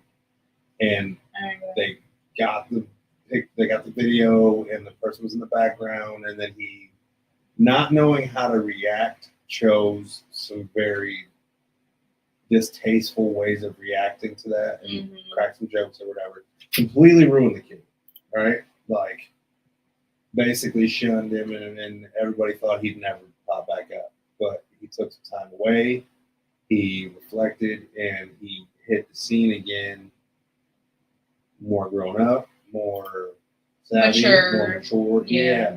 And again is, back in graces of success. Yeah. People still can't stand him for, he's been obnoxious. I forgot that he even did that. Yeah. That changed the entire course of who he is as an entertainer now. I think it worked out better for him because now he, not too far over. Because now he does do some grown up content now. You know what I mean? Yeah. But I feel like that kind of goes with growth. You know what I'm saying? He grew up to understand the seriousness. That's what I'm saying. Will, time for you should have known. You've been in that industry. What does his bounce back look like? I don't think there's any apology. Will has been in this industry long enough to know right from wrong. I think it's over. Logan, it's over for him. My thing is Logan Paul was new into this. It's just like it's just like new. Justin Bieber or Chris Brown. When they're kids in this industry, you don't know because you think that you're a normal kid. You can do anything. You know what? I'm glad you brought up those two names, Justin Bieber and Chris Brown.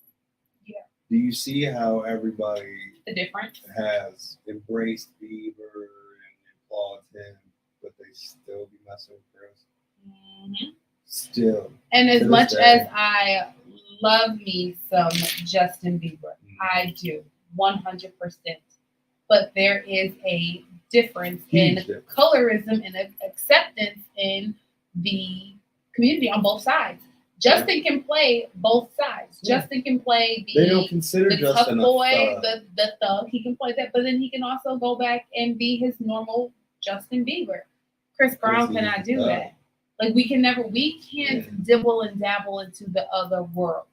They forever label us in this box. But this is a perfect example, just like Will Smith has been the example of what white people would prefer black people to be like until he does something tough. See, knew it was always in him. Knew you couldn't change his stars. You know what I'm saying? Yeah. I think that's how they feel about us, or I'll say racist white people feel like no matter how good of a boy he's being, there's always that wild animal. That one. There's always that rabbit Michael monkey. Jackson. He was all good until those allegations came. Then it was Did you see? I saw a video, and I don't know the validity of it, but I think it was pretty real. It said Michael Jackson speaking. Michael Jackson was tricking us with his speaking voice the whole time, and it's clips of him talking to the crowd during his concerts, like 2 different concerts, and then he's at an award show, and he walks into the mic and he's like, can you speak me? I was like, whoa, wait a minute, Mike. He had this deep little.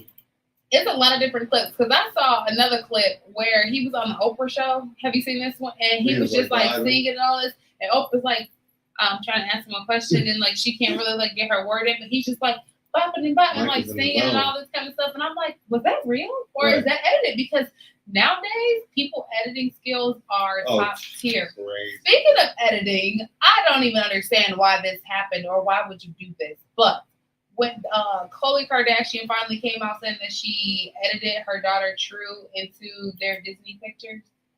What? Girl, why? Wait, what? Yes, she edited her daughter into some pictures. Into Kim Kardashian's daughter's Disney World pictures. Like she cropped it and made it look like she was actually there with her cousins. Wow. Child, I don't know. Because you easily could have taken that child to Disney World. Right. Why did you have to crop her in there as if she was too busy trying to make sure Tristan wasn't cheating on her again? Man. I was like, I'm over it. Ma'am. I'm so done with this world. Yeah, when I saw that, I was like, now listen. If she was, someone else, okay, I could understand that. But ma'am, you literally could just take your daughter. That's Why insane. are you cropping her into other people's pictures? I do not understand that. Right. What the life of me. But you have to realize too that family is made or broken off of the internet.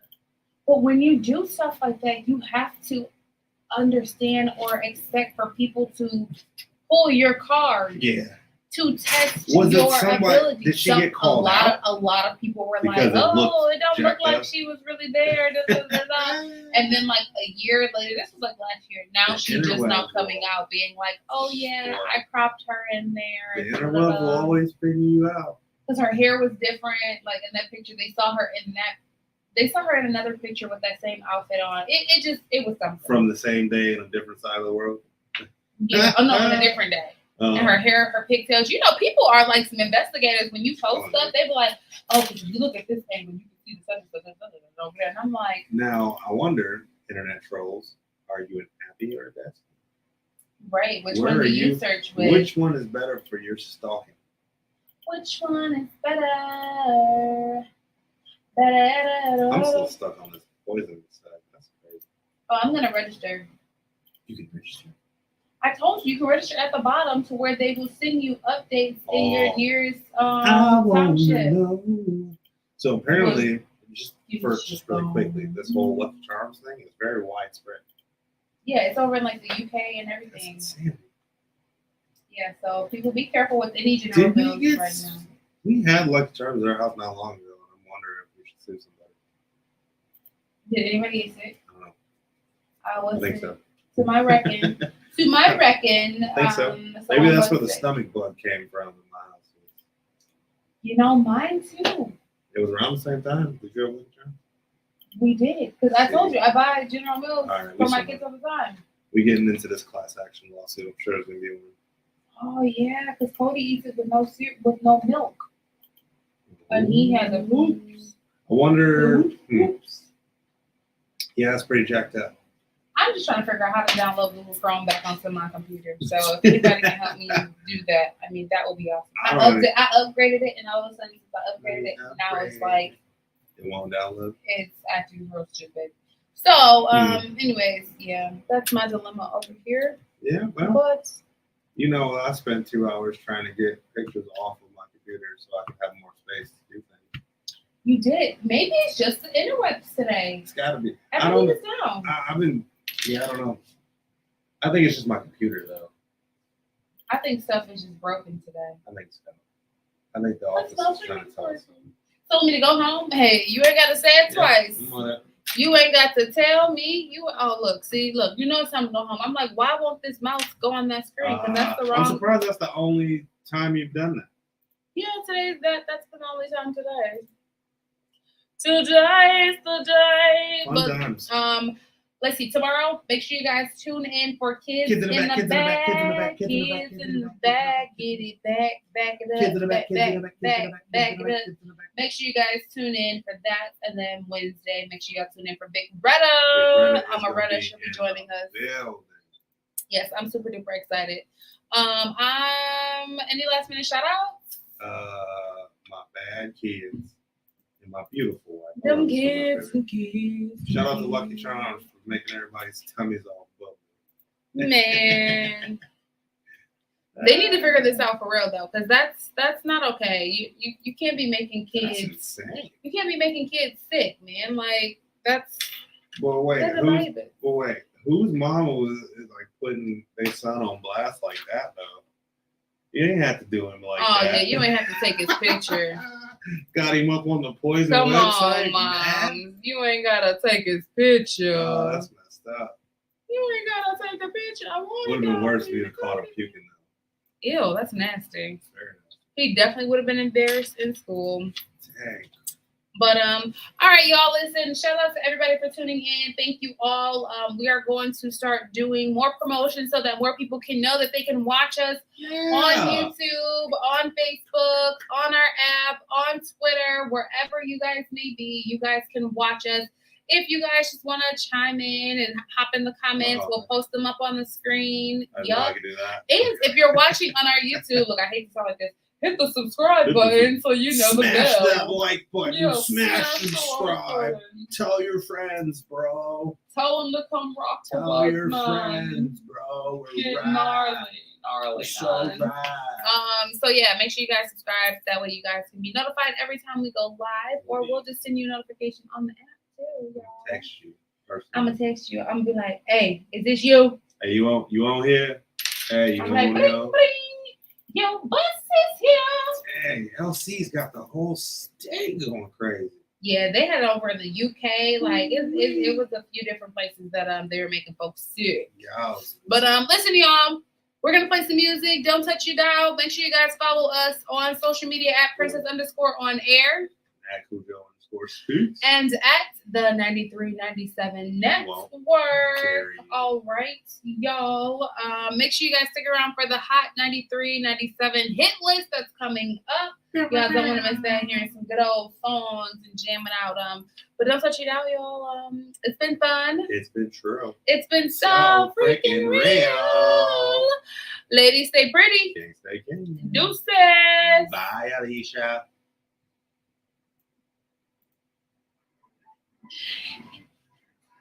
Bye, y'all. Lucky Charms, though? God.